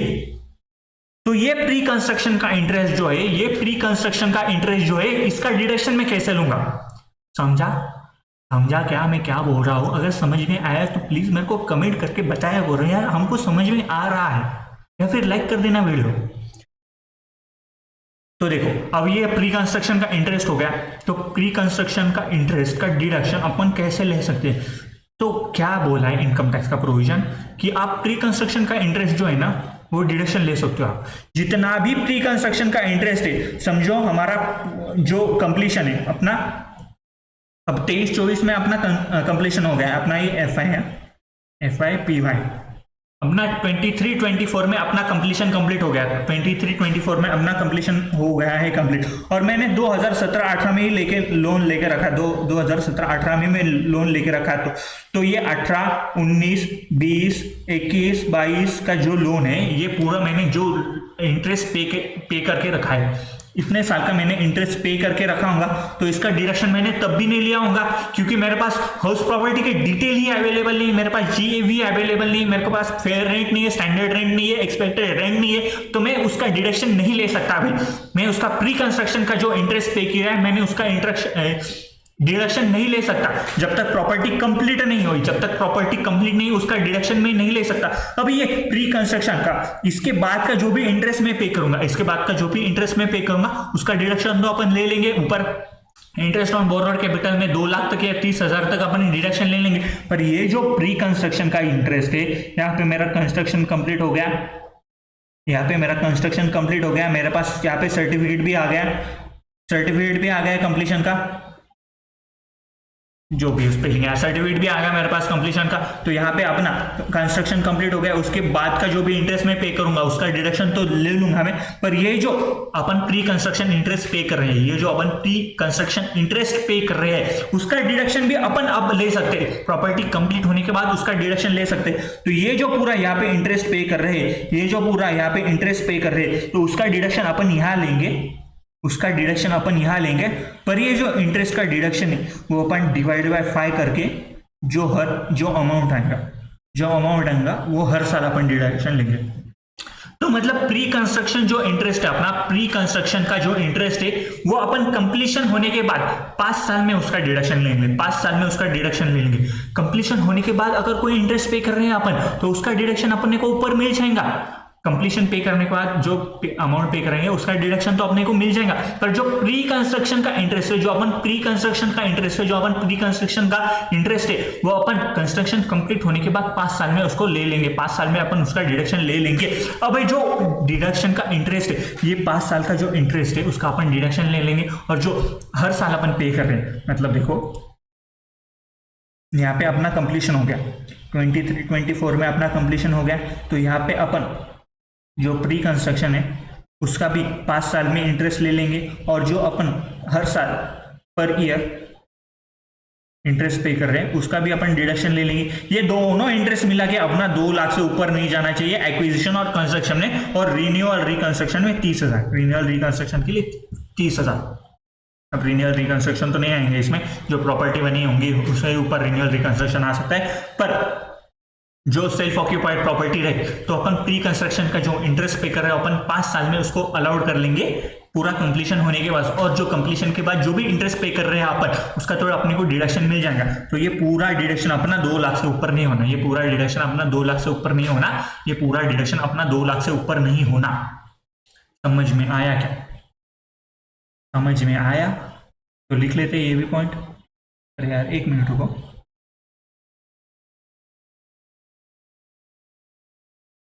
यहाँ पे इंटरेस्ट ऑन बोरोड कैपिटल लिखा है ना, वहाँ पे एक पॉइंट ऐड कर लो। मैंने वहाँ पे स्कीम का नहीं लिखा, यहाँ पे लिख लो एक बार।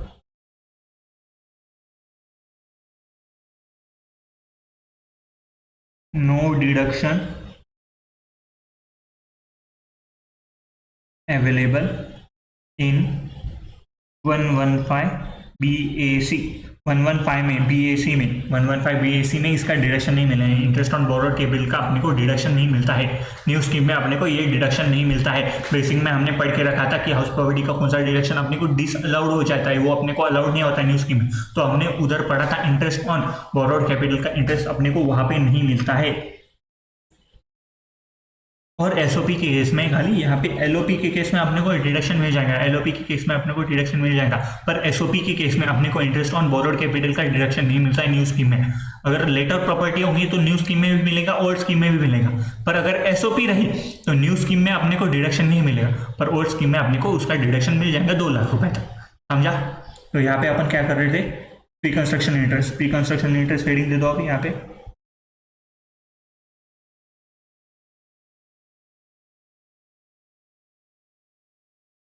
Pre construction interest,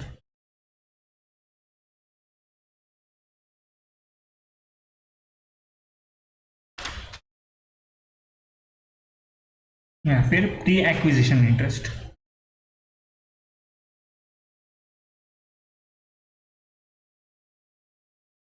pre acquisition interest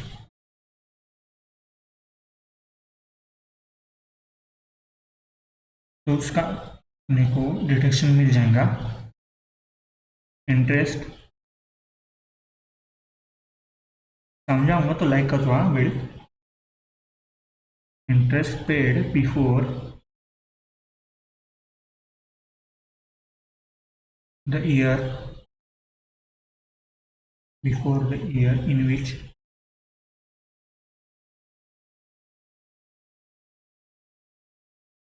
house property acquired, in which house property acquired or construction complete.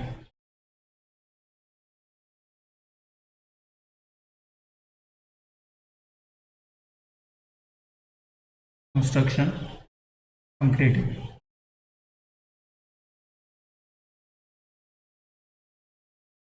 बोलते हैं हम pre construction interest. Interest allowed, interest allowed as deduction, interest allowed as deduction in I equal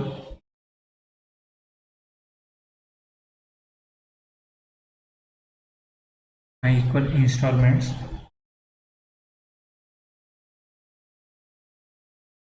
from the PY completion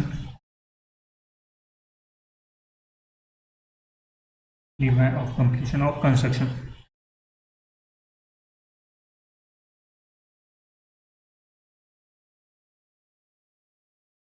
PY of year of construction.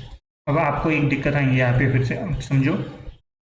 Construction मेरा अगस्त में complete हो गया, तो जो यहाँ तक का इंटरेस्ट आएगा ये साल में, यहाँ तक का इंटरेस्ट आएगा ये साल में, जो इंटरेस्ट आएगा अगस्त तक का, यह भी अपन प्री कंस्ट्रक्शन इंटरेस्ट मान सकते हैं। पर यहाँ पे अपन कैलकुलेशन जब करेंगे, यहाँ पे अपन जब कैलकुलेशन करेंगे तो यहाँ पे क्या लिखा है, जो प्रीवियस ईयर का इंटरेस्ट है पीवाई ऑफ कंप्लीशन से लिखा है, मतलब from the PY of completion.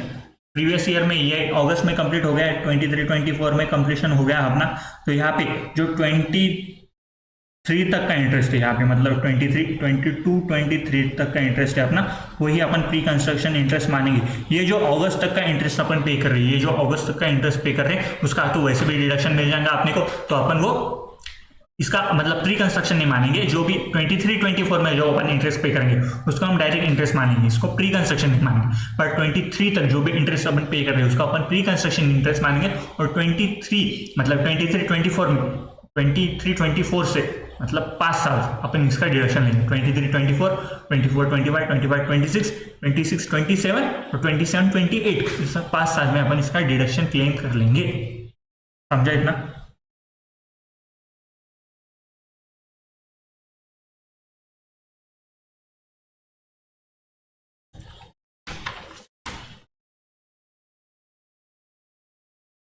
Next point अब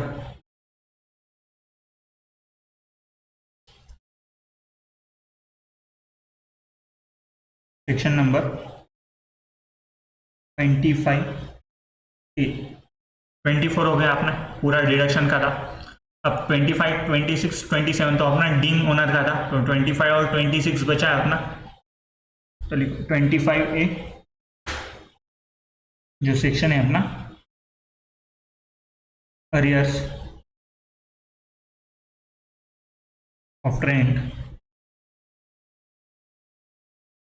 and unrealised rent,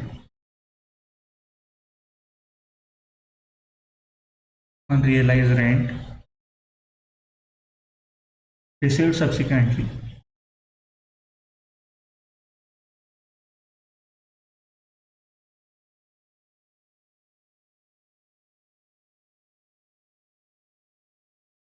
received subsequently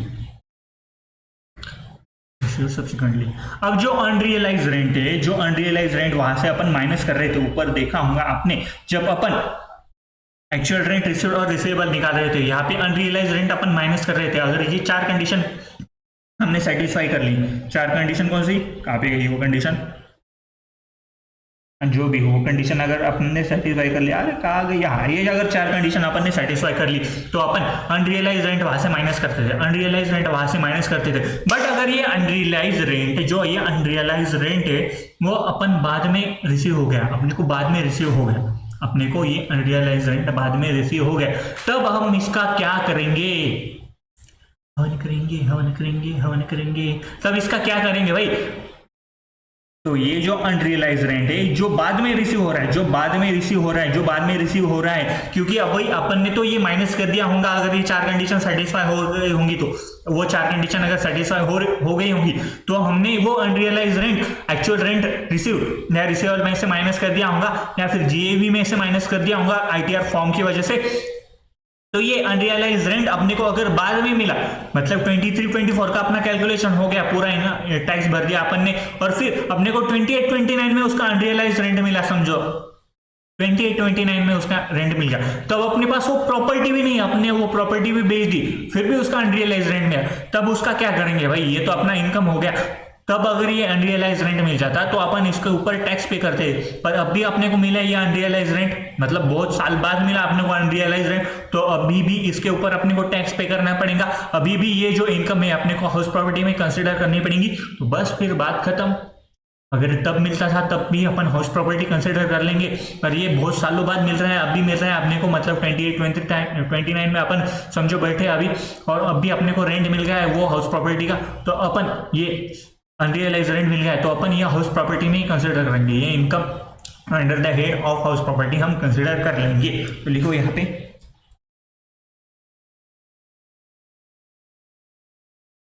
लिखो taxable in the hand of taxable in the head of HP in the year of receipt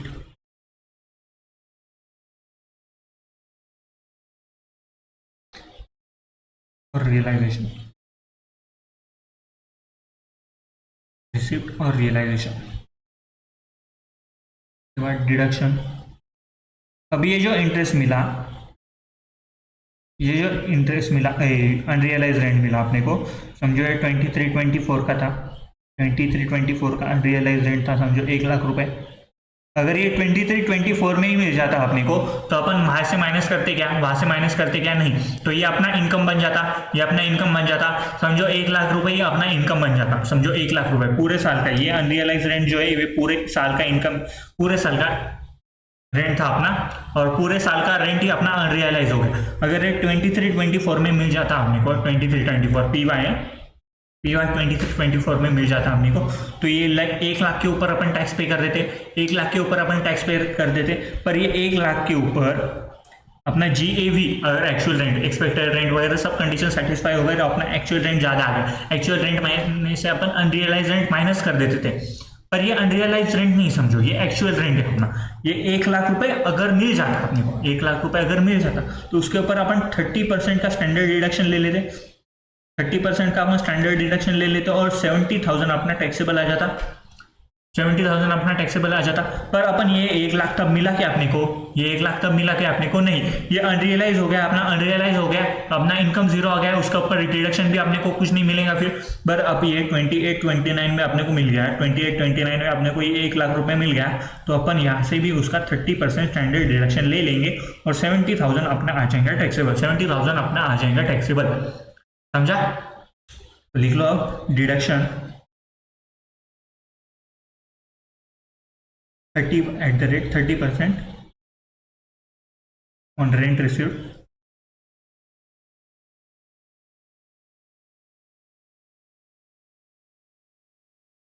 और realise, rent received और realise.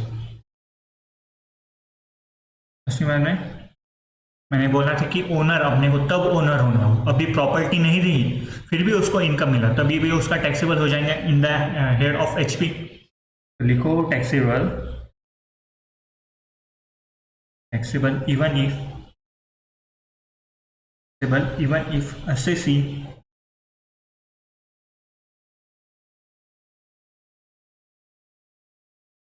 is not owner of the property,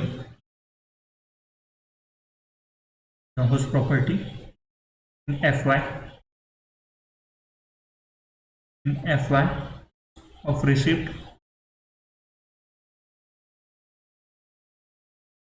और realisation, receipt और realisation. तो अपने को previous owner जिस साल का वो अनरियलाइज है उस साल में अपने को ओनरशिप चेक करना है, ना कि जिस साल में उसको रेंट मिल रहा है तब। अब कोई भी एक्सपेंडिचर रहा, कोई भी एक्सपेंडिचर, क्योंकि अपन स्टैंडर्ड डिडक्शन, अब मैंने एक बात बताई ही नहीं शायद आपको बोलते बोलते कि ये जो स्टैंडर्ड डिडक्शन अपन क्यों लेते, कि कोई भी रिपेयर रहो, कोई भी मेंटेनेंस रहो, छोटा मोटा खर्चा रहो एचपी के ऊपर, तो उसके ऊपर का जो स्टैंडर्ड डिडक्शन है वो अपन स्टैंडर्ड डिडक्शन में कंसिडर कर लेंगे। अभी इलेक्ट्रिसिटी का बिल पे कर दिया, उस प्रॉपर्टी के ऊपर इलेक्ट्रिसिटी का बिल पे कर दिया अपन ने, तो उसका भी डिडक्शन मिलना चाहिए, क्योंकि वो भी अपना एक्सपेंस है एक प्रकार से देखा जाए तो। पर स्टैंडर्ड डिडक्शन अपन 30% ले लिया है ना वहाँ पे, तो उसका इलेक्ट्रिसिटी का अपने को सेपरेट डिडक्शन लेने की जरूरत नहीं पड़ती, इलेक्ट्रिसिटी का अपने को सेपरेट डिडक्शन लेने की जरूरत नहीं पड़ती फिर। तो ये स्टैंडर्ड डिडक्शन का कंसेप्ट इसलिए लिया था। समझा आपको स्टैंडर्ड डिडक्शन क्यों लेते हैं? अब यहाँ पे भी जो अनरियलाइज रेंट है उसके ऊपर भी हम स्टैंडर्ड डिडक्शन ले रहे थे 30%, तो उसके ऊपर कोई भी खर्चा अपन ने अगर रिकवरी के लिए कोई खर्चा करके रखा होगा तो उसका डिडक्शन अपने को नहीं मिलेगा, कि ये 1 लाख रुपए बचा है अपना और उसके रिकवरी के लिए हमने कोई वकील लगा लिया, कोई बाउंसर कलेक्ट करने के लिए भेज दिया उसको कि चलो वसूली कर रहे हैं हम, पैसे निकाल, ऐसे कोई पैसे बंदे भेज दिया अपन ने, तो उसके ऊपर का जो डिडक्शन है वो अपने को नहीं मिलेगा, उसके ऊपर डिडक्शन नहीं मिलेगा, क्योंकि अपन ने स्टैंडर्ड डिडक्शन 30% वहाँ पे ले लिया है। तो लिखो एनी एक्सपेंडिचर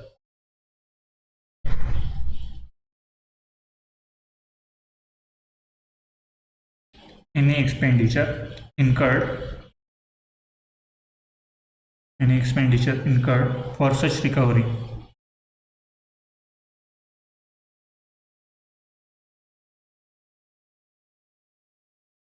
is ignored.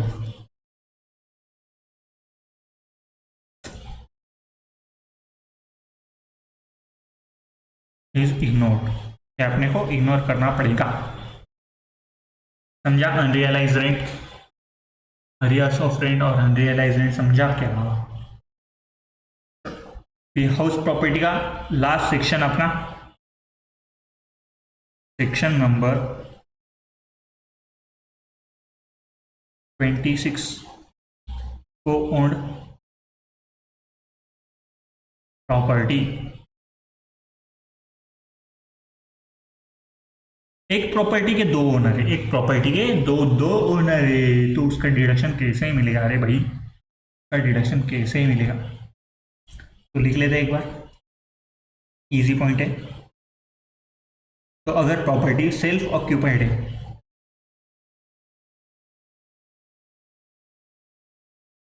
अगर प्रॉपर्टी सेल्फ ऑक्यूपाइड प्रॉपर्टी है या फिर लेट आउट प्रॉपर्टी है,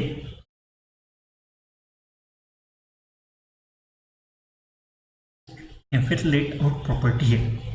तो को ओन्ड प्रॉपर्टी एक तो प्रॉपर्टी सेल्फ ऑक्यूपाइड भी हो सकती है या फिर प्रॉपर्टी लेट आउट प्रॉपर्टी भी हो सकती है कि दोनों भाइयों ने मिलकर एक बिल्डिंग बना दी और दोनों के दोनों वही रहे और दोनों ओनर है उसके, तो ये सेल्फ ऑक्यूपाइड प्रॉपर्टी हो गई दोनों के लिए। पर उन्होंने ये दोनों एक बिल्डिंग बना दी और ये प्रॉपर्टी किसी को रेंट पे दे दी, तो ये होगी लेट आउट प्रॉपर्टी हो गई। तो सेल्फ ऑक्यूपाइड भी हो सकती है को ओन्ड में और लेट आउट भी हो सकती है को ओन्ड में। तो ये देखो सेल्फ ऑक्यूपाइड अगर प्रॉपर्टी रही, सेल्फ ऑक्यूपाइड अगर प्रॉपर्टी रही तो पहला पॉइंट लिखो NAV, क्योंकि सेल्फ ऑक्यूपाइड की प्रॉपर्टी में अपने को NAV अपने को HP का नील लेना पड़ता है। NAV of HP of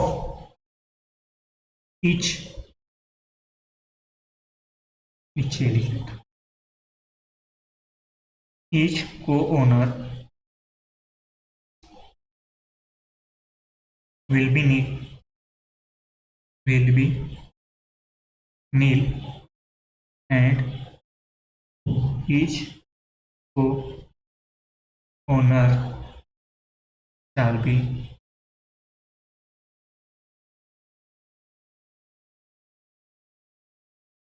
entitled to deduction of rupees 30,000 और rupees 2 lakh as the case में भी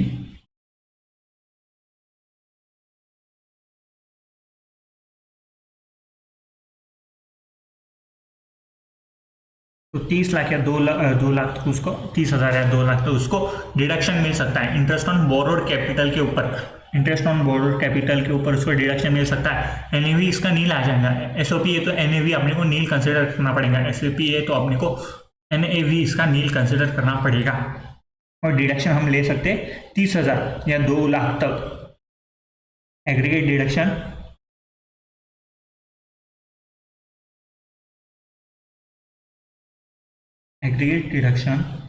of interest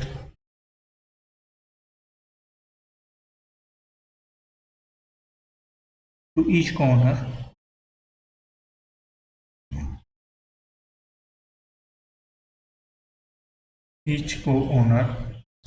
in respect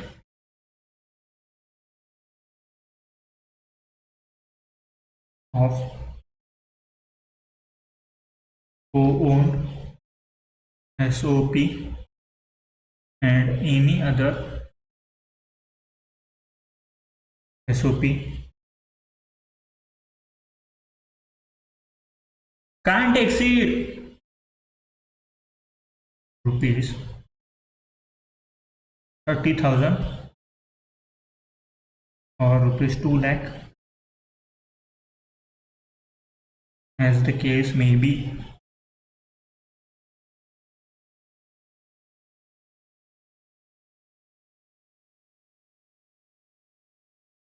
तो ईच को ओनर, यहाँ पे क्या लिखा है, ईच को ओनर का जो इंटरेस्ट ऑन बोरोड कैपिटल वो ले रहे हैं ईच को ओनर, तो 30,000 या 2 लाख से ऊपर नहीं जा सकता। 30,000 या 2 लाख से ऊपर नहीं जा सकता।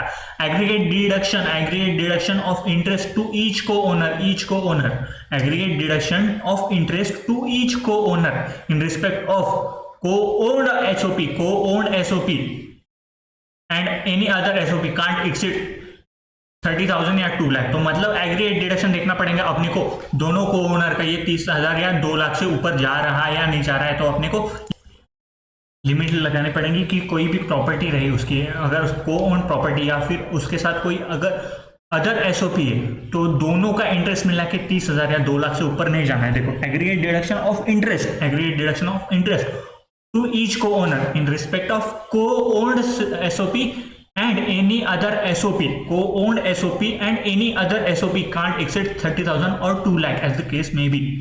समझा? और इसके बाद में लेट आउट प्रॉपर्टी रहा। लेट आउट प्रॉपर्टी का एकदम सिंपल है, पहले कैलकुलेट करने का कि ये एक ही ओनर है तो पूरा लेट आउट प्रॉपर्टी का कैलकुलेशन कर देना। और लेट आउट प्रॉपर्टी है तो फिर दोनों का जो पोर्शन है उसमें ये पूरा कैलकुलेशन बांट देने का, मतलब एक ही ओनर है तो कैलकुलेशन निकालने का, एक ओनर होने के बाद जो दो ओनर का रेशियो है वो रेशियो में पूरा अमाउंट, हर एक अमाउंट उसको बांट देने का। Income from such property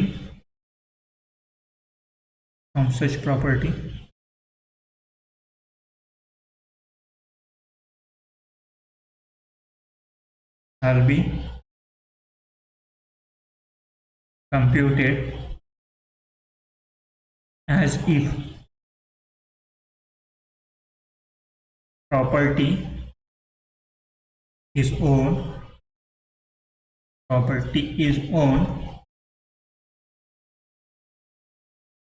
by one owner and thereafter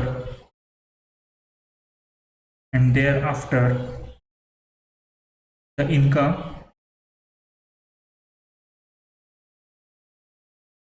so computed shall be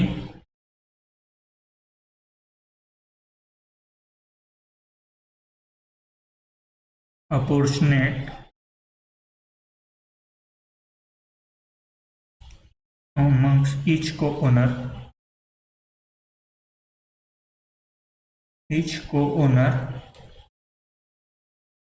as per their specific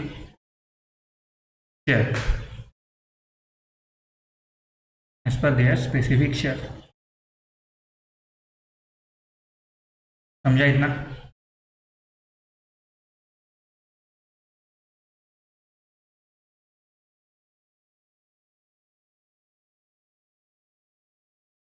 तो जाते जाते एक बार पूरा का पूरा हाउस प्रॉपर्टी एक बार फट से रिवाइज कर लेते हैं अपन। पूरा अपना हाउस प्रॉपर्टी कंप्लीट हो चुका है यहाँ पे। तो हाउस प्रॉपर्टी चार्जिंग सेक्शन कौन सा है अपना 22, चार्जिंग सेक्शन कौन सा है अपना 22। अपने को हाउस प्रॉपर्टी में एनुअल वैल्यू अपने को टैक्सेबल कर देनी है, उसमें आ जाएगा बिल्डिंग और लैंड अपर टेनेंट 2 के ऊपर जितना भी एनुअल वैल्यू होता है उसका हम टैक्सेबल कर देंगे इन द हेड ऑफ एचपी।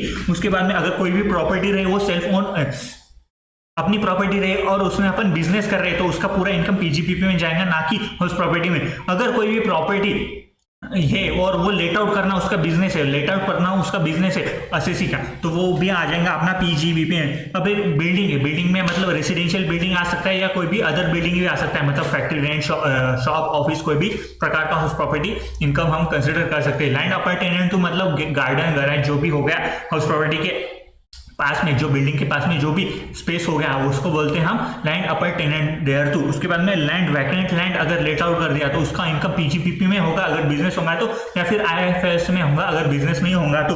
उसके बाद में टेनेंट कोई भी प्रकार के लिए ये प्रॉपर्टी यूज कर सकता है। उसके बाद में हमने ओनर देखा था, ओनर कौन कौन हो सकता है, जो भी इस प्रॉपर्टी के अगेंस्ट रिसीव कर सकता है कोई भी इनकम, इसको हम ओनर बोलते हैं। ओनर बिल्डिंग का, मतलब बिल्डिंग का ओनर भी उसको ओनर कंसिडर कर देंगे। अगर वो लैंड का ओनर नहीं रहा और बस बिल्डिंग का ओनर रहा या फिर कोई भी फ्लैट का ओनर रहा तो भी हम उसको बिल्डिंग का ओनर या फ्लैट का ओनर कंसिडर कर लेंगे। ओनरशिप अपने को प्रीवियस ईयर में देखना है, ना कि असेसमेंट ईयर में। अगर कोई भी प्रॉपर्टी डिस्प्यूट में है तो इनकम टैक्स डिपार्टमेंट उस प्रॉपर्टी का ओनर बताएगा कि कौन है, और उसके बाद में डिसीजन आने के बाद जो भी ओनर होगा उसके पास से वो टैक्स कलेक्ट किया जाएगा। ओनर इंक्लूड डीम ओनर, जिसका डेफिनेशन अपने को मिल जाएगा सेक्शन नंबर 27 में।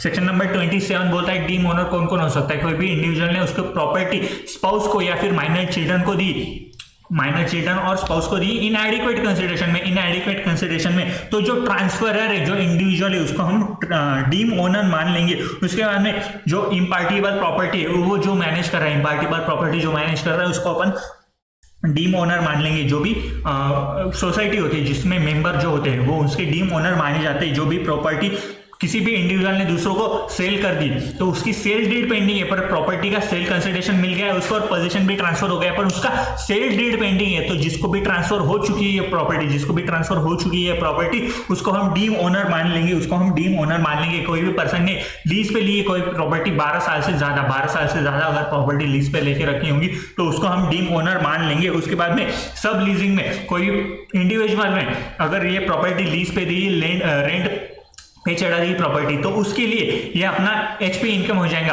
पर वो जो जिसको टेनेंट है और टेनेंट ने सब लीज कर दी प्रॉपर्टी, जो टेनेंट है उसने सब लीज कर दी प्रॉपर्टी, तो ये सब लीज करना उसका अगर बिजनेस होगा तो पीजीबीपी में आएगा, सब लीज करना उसका अगर बिजनेस नहीं होगा तो ये आईएफओएस में आ जाएगा। उसके बाद में प्रॉपर्टी स्टॉक इन ट्रेड भी हो सकता है, किस के लिए, एक तो बिल्डर के लिए और कंस्ट्रक्शन कंपनी के लिए प्रॉपर्टी स्टॉक इन ट्रेड भी हो सकती है। इन्होंने अगर प्रॉपर्टी बेच दी तो अपना पीजीबीपी हो जाएगा। प्रॉपर्टी अगर लेट आउट कर दी बना के तो ये अपना एचपी आ जाएगा। लेट आउट करना इनका बिजनेस है, प्रॉपर्टी लेट आउट करना इनका बिजनेस है तो अपने फिर से पीजीबीपी में आ जाएगा। अगर लेट आउट नहीं हुई और सोल्ड भी नहीं है प्रॉपर्टी, वैसे ही पड़ी खाली पड़ी, तो हम 2 साल के लिए इसका एनुअल वैल्यू नील मान लेंगे, 2 साल के लिए इनका एनुअल वैल्यू नील मान लेंगे और 2 साल के बाद ये प्रॉपर्टी बची इसको हम डीम लेट आउट प्रॉपर्टी मान लेंगे और उसके इनकम हम अपन एचपी में कंसीडर कर लेंगे। उसके बाद में कंपोजिट रेंट, बिल्डिंग के साथ साथ कोई भी सर्विस है, बिल्डिंग के साथ साथ कोई भी अदर असेट हमने रेंट पे चढ़ा के रख दिए तो इसको इसके ऊपर जो भी रेंट आ रहा है इसको अपन कंपोजिट रेंट बोलते हैं। अगर ये प्रॉपर्टी सेपरेबल नहीं, मतलब अपन रेंट डिवाइड नहीं कर सकते कि कोई भी रेंट किसका है, मतलब असेट के ऊपर, सर्विस के ऊपर रेंट कितना है और बिल्डिंग के ऊपर रेंट कितना है, अपन सेपरेट नहीं कर सकते उसको। और ये जो सर्विस, ये जो रेंट पे चढ़ा है ना, अगर अपना बिजनेस है तो पीजीबीपी में पूरा रेंट चला जाएगा या अदरवाइज आईएफएस में चला जाएगा। पर ये सेपरेबल है, अपन बिल्डिंग का रेंट अलग निकाल सकते, अदर सर्विस का रेंट अलग निकाल सकते, अदर असेट का रेंट अलग निकाल सकते। तो जो बिल्डिंग के ऊपर का रेंट है अपन एचपी में कंसिडर कर लेंगे, अदर सर्विसेज या अदर असेट का इनकम अपन देखेंगे कि ये बिजनेस है अपना तो बिजनेस रहा तो पीजीबी में कंसिडर कर लेंगे ये रेंट, और अदर वाइज रहा तो अपन आईएफओएस में कंसिडर कर लेंगे। उसके बाद में रेंट अगर आउटसाइड इंडिया में रेंट अगर आउटसाइड इंडिया से रिसीव हो रहा है, if property income from house property situated outside India, तो ये रेसिडेंट के लिए प्रॉपर्टी पूरा ग्लोबल इनकम टैक्सेबल हो जाएगा। तो ये प्रॉपर्टी कहीं भी सिचुएटेड होती है, रेसिडेंट है उसके लिए टैक्सेबल हो जाएगा इनकम। पर कोई नॉन रेसिडेंट है या फिर RNOR है तो उसके लिए ये इनकम तभी टैक्सेबल होगा जब वो रिसीव्ड इन इंडिया हो जाएगा। अगर कोई भी प्रॉपर्टी आउटसाइड इंडिया सिचुएटेड है और उसके ऊपर कोई भी प्रॉपर्टी इंडिया में सिचुएटेड है उसके ऊपर कोई किसी भी पर्सन को इंटरेस्ट मिल रहा है तो हम इसको डीम टू बी अक्रू और अरेज इन इंडिया मान लेंगे एज पर सेक्शन 9। उसके बाद में हमने पढ़ा था कि हाउस प्रॉपर्टी का कैलकुलेशन करते हैं तो सबसे पहले अपन जीएवी निकालते हैं, जीएवी में से अपन म्युनिसिपल टैक्स माइनस करते थे। म्युनिसिपल टैक्स माइनस होने के बाद अपने को एनएवी मिल जाएगा, नेट एनुअल वैल्यू मिल जाएगा। उसके बाद हम उसमें से डिडक्शन अंडर सेक्शन 24 माइनस करते थे, जिसमें आता है एक स्टैंडर्ड डिडक्शन एक आता है इंटरेस्ट ऑन लोन और इंटरेस्ट ऑन बोरोड कैपिटल का अपन लोन माइनस इंटरेस्ट माइनस करते हैं। उसके बाद अपना जो भी इनकम बचेगा उसको अपन हाउस प्रॉपर्टी का इनकम कैलकुलेट कर लेंगे।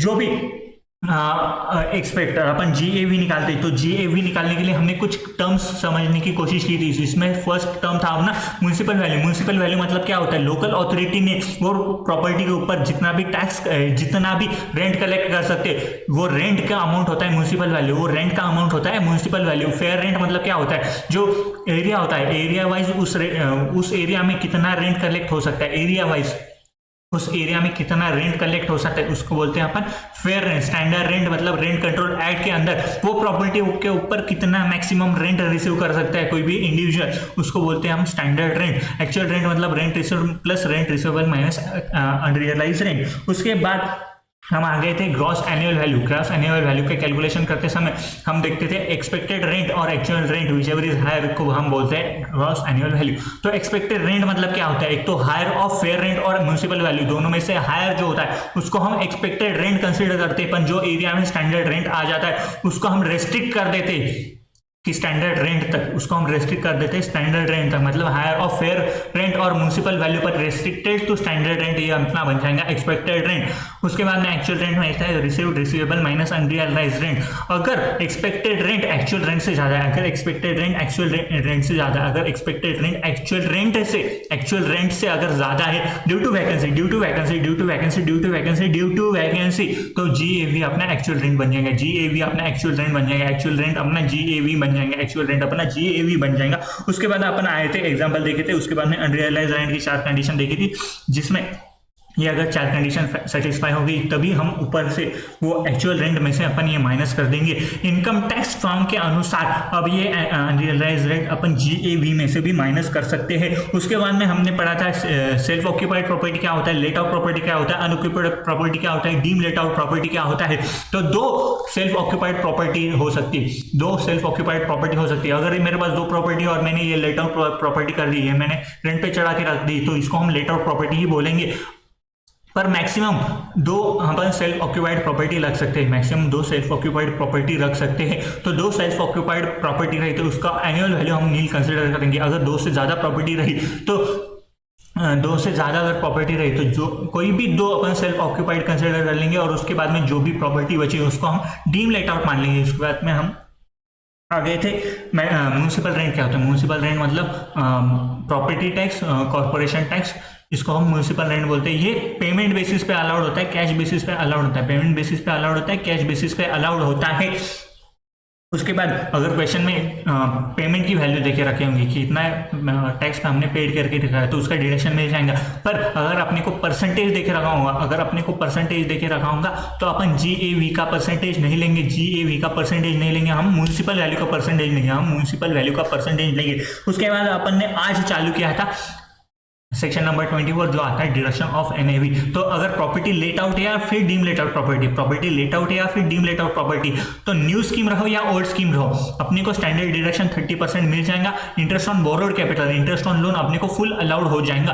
अगर लोन जो प्रॉपर्टी लेट आउट है या फिर डीम लेट आउट प्रॉपर्टी, अपने को स्कीम नहीं चेक करना है, स्कीम कोई भी रहो, अपने को ये दोनों डिडक्शन मिल जाएंगे। पर प्रॉपर्टी अगर सेल्फ ऑक्यूपाइड प्रॉपर्टी अगर सेल्फ ऑक्यूपाइड प्रॉपर्टी तो स्टैंडर्ड डिडक्शन नील आ जाएगा, क्योंकि अपना NAV है, SOP में अपने को NAV है, अपना नील पकड़ना है, तो यहाँ पे स्टैंडर्ड डिडक्शन 30% भी अपने को नील कंसिडर करना पड़ेगा। उसके बाद में interest on borrowed capital, interest on loan आ जाएगा यहाँ पे। अगर न्यू स्कीम में तो SOP का इंटरेस्ट ऑन लोन का डिडक्शन अपने को नहीं मिलता, SOP का इंटरेस्ट ऑन लोन का अपने को डिडक्शन नहीं मिलेगा। अब अगर ओल्ड स्कीम में जा रहे हो, ओल्ड स्कीम में अपने को टैक्स पे करना है तो अपने को चेक करना पड़ेगा लोन रिपेयर रिन्यूअल रिकंस्ट्रक्शन के लिए या फिर लोन एक्विजिशन और कंस्ट्रक्शन के लिए। लोन अगर रिपेयर रिन्यूअल रिकंस्ट्रक्शन के लिए तो अपने को मैक्सिमम 30,000 का इन टोटल डिडक्शन मिल जाएगा, मैक्सिमम इन 30,000 का इन टोटल अपने को डिडक्शन मिल जाएगा। फिर चाहे वो 1 SOP हो या फिर 2 SOP हो। फिर अगर कंस्ट्रक्शन और एक्विजिशन के लिए ये लोन लेके रखा हूँ, कंस्ट्रक्शन और एक्विजिशन के लिए ये लोन लेके रखा हूँ, तो इंटरेस्ट ऑन बोरोड कैपिटल का अपने को डिडक्शन मिल जाएगा तभी जब ये 2 कंडीशन सेटिस्फाई होंगी। एक तो एक्विजिशन और कंस्ट्रक्शन अपने 5 साल में कंप्लीट हो जाना और उसका सर्टिफिकेट मिल जाना अपने को हर साल की, अपने को इतना रेंट, इतना इंटरेस्ट पेबल है, इतना इंटरेस्ट पेबल है। ये अगर दोनों कंडीशन सेटिस्फाई होगी, ये अपनी दोनों कंडीशन अगर सेटिस्फाई होगी तो अपने को 2 लाख तक ना अपने को इंटरेस्ट ऑन बोरोड कैपिटल का डिडक्शन मिल जाएगा। और ये अगर दोनों कंडीशन सेटिस्फाई नहीं होगी, एक भी कंडीशन इसमें से सेटिस्फाई नहीं हो रही, तो अपने को 30,000 का इधर अपने को डिडक्शन मिल जाएगा। 30,000 का यहाँ पे अपने को मैक्सिमम डिडक्शन इन टोटल मिल जाएगा। उसके बाद में इंटरेस्ट का डिडक्शन मिलता है, ना कि अपने को प्रिंसिपल का। जो लोन होता है वो कोई भी पर्सन से अपन ले सकते हैं, फैमिली, फ्रेंड्स, बैंक कैन भी आपसे किसी भी पर्सन से अपन ले सकते हैं। इंटरेस्ट जो होता है वो अपना ड्यू बेसिस पे होता है, ड्यू बेसिस पे मतलब आउटस्टैंडिंग भी रहा अपन इस साल, अपन ने कोई भी इंटरेस्ट पे नहीं किया तो इसका डिडक्शन अपने को मिल जाएगा, या फिर पेड किया तो उसका अलाउड हो जाएगा। उसके बाद में इंटरेस्ट ऑन इंटरेस्ट, जो पीनल इंटरेस्ट होता है अपने उसका डिडक्शन अपने को नहीं मिलता है। Interest payable on fresh loan to repay the original loan, उसका भी अपने को इंटरेस्ट मिल जाएगा। पर ओरिजिनल जो लोन है वो अपना अफोरसेड पर्पस के लिए, मतलब एक्विजिशन और कंस्ट्रक्शन के लिए अपन ने ये लोन लेना हुआ चाहिए। उसके बाद में जो इंटरेस्ट है जो अपन आउटसाइड इंडिया पे कर रहे हैं, इंटरेस्ट जो अपन आउटसाइड इंडिया पे कर रहे हैं उसके ऊपर अगर TDS डिडक्ट करके रखा होगा तभी अपने को वो इंटरेस्ट का डिडक्शन मिल जाएगा, अदरवाइज अपने को उसका डिडक्शन नहीं मिलेगा। उसके बाद में जो अनपेड परचेस अमाउंट है, जो अनपेड परचेस अमाउंट है, मतलब अपने डाउन पेमेंट कर दिया और उसके बाद का जो भी अमाउंट है अपन इंस्टॉलमेंट में पे करने वाले या फिर कोई सालों बाद पे करने वाले, तो उसके ऊपर जो भी इंटरेस्ट अपन पे करने वाले उसके ऊपर भी अपन इंटरेस्ट का डिडक्शन ले सकते हैं। इसको अपन बोरोड कैपिटल मानेंगे, इंटरेस्ट ऑन बोरोड कैपिटल अपन मानेंगे। उसके बाद में प्री कंस्ट्रक्शन इंटरेस्ट पड़ा था अपन ने, जो कंस्ट्रक्शन चालू करने से पहले जो भी अपन इंटरेस्ट पे कर रहे हैं, कंस्ट्रक्शन कंप्लीट होने तक अपन जो भी इंटरेस्ट पे कर रहे हैं उसको अपन प्री कंस्ट्रक्शन इंटरेस्ट मानेंगे। प्री कंस्ट्रक्शन का अपने को डिडक्शन मिलेगा कंस्ट्रक्शन कंप्लीट होने के 5 साल में, 5 इक्वल इंस्टॉलमेंट में हर साल अपने को प्री कंस्ट्रक्शन का इंटरेस्ट मिलेगा। उसके बाद में अपन आए थे arrears of rent, unrealise rent which is received subsequently. जो अरियर्स ऑफ रेंट या अनरियलाइज रेंट कुछ सालों बाद अपने को मिल रहा है, तब अपन ओनर भी नहीं रहे वो प्रॉपर्टी के, और वो अपने को रेंट रिसीव हो गया, अनरियलाइज रेंट रिसीव हो गया, फिर भी अपने को डिडक्शन मिल जाएगा। वो अपन इनकम कंसिडर कर लेंगे, वो अपन इनकम कंसिडर कर लेंगे। उसके ऊपर अपने को 30% का स्टैंडर्ड डिडक्शन मिल जाएगा, 30% का स्टैंडर्ड डिडक्शन मिल जाएगा। ये 30% स्टैंडर्ड डिडक्शन लेने के बाद अपने को कोई भी एक्सपेंडिचर इनकर हुआ टू रिकवर सच रियलाइज और अरियर्स ऑफ रेंट, तो इसका डिडक्शन अपने को नहीं मिलेगा। जो एक्सपेंडिचर हुए उसका डिडक्शन अपने को नहीं मिलेगा। उसके बाद अपन आए थे को ओन प्रॉपर्टी। को ओन प्रॉपर्टी में एक तो सेल्फ ऑक्यूपाइड प्रॉपर्टी हो सकता है या फिर लेट ऑफ प्रॉपर्टी हो सकता है। लेट ऑफ प्रॉपर्टी का सिंपल है, पूरा प्रॉपर्टी का कैलकुलेशन, पूरा एचपी का कैलकुलेशन, अगर एक ही सिंगल ओनर है उसके हिसाब से पूरा एचपी का कैलकुलेशन निकाल लो। पूरा एचपी का कैलकुलेशन निकालने के बाद दोनों जो को ओनर है, जो को ओनर है, दोनों को ओनर, उनके जो रेशो है, उनका जो रेशो है ओनरशिप का रेशो, उसको पूरा कैलकुलेशन बांट दो और वो उनका उस प्रॉपर्टी का इनकम बन जाएगा। पर सेल्फ ऑक्यूपाइड प्रॉपर्टी होगी, सेल्फ ऑक्यूपाइड प्रॉपर्टी होगी तो ये को ओन प्रॉपर्टी का, को ओन प्रॉपर्टी और सेल्फ ऑक्यूपाइड प्रॉपर्टी होंगी तो इनका एनएवी तो नील आ जाएगा, एनएवी तो नील आ जाएगा, पर इनको स्टैंडर्ड डिडक्शन 30,000 और 2 लाख का इनको standard deduction interest on borrowed capital का मिल जाएगा। अगर ये ओल्ड स्कीम में जा रहे होंगे तो न्यू स्कीम में अपना ये डिडक्शन नहीं मिलेगा। ओल्ड स्कीम में अपने को 30,000 या 2 लाख तक का डिडक्शन मिल जाएगा, पर ये डिडक्शन 30,000 और 2 लाख से ज़्यादा नहीं जाना चाहिए। डिडक्शन अपने 30,000 और 2 लाख से ज़्यादा नहीं जाना चाहिए। समझ में आया कि यहाँ पे आपका हाउस प्रॉपर्टी होता है पूरा का पूरा खत्म। आपको क्वेश्चन सॉल्व करने के बस आपकी इसके आपको सारे क्वेश्चन आराम से सॉल्व हो जाएंगे। समझ में आया क्या? तो नेक्स्ट लेक्चर से अपन चालू करने वाले हैं capital gain. Please lecture miss मत करना क्योंकि कैपिटल गेन पीजीबीपी और आईएफओएफ अच्छे हर साल क्वेश्चन आता है, हर अटेम्प्ट क्वेश्चन आता है। तो प्लीज कैपिटल गेन के लेक्चर प्लीज रेगुलरली कीजिएगा। मैं सोच रहा हूँ कि लिखने का समय अगर कम कर सके तो कम कर लेंगे अपन। मैं पूरा नोट्स बना के लेके आऊँगा, पर जो रिवीजन होगा, जो डिटेल में इन डिटेल में आपको हर एक पॉइंट समझा के दूंगा। जितना भी अपन ऐसे लिख रहे हैं वैसे आपको नोट्स पीडीएफ में मिल जाएंगे। मेरे टेलीग्राम चैनल में डिस्क्रिप्शन में लिंक देकर रखिए, तो वहाँ पे आपको नोट्स मिल जाएंगी। आप एक बार लिख लो, उसके बाद अपन एक पॉइंट मस्त डिस्कस करेंगे, आपको सब समझ में आ जाएगा। इन डिटेल पूरे रिवीजन रहेगा, रिवीजन भी रहा तो मिलते हैं नेक्स्ट लेक्चर में कैपिटल गेन के साथ। Thank you so much guys, और प्लीज़ वीडियो पसंद आए तो लाइक करना।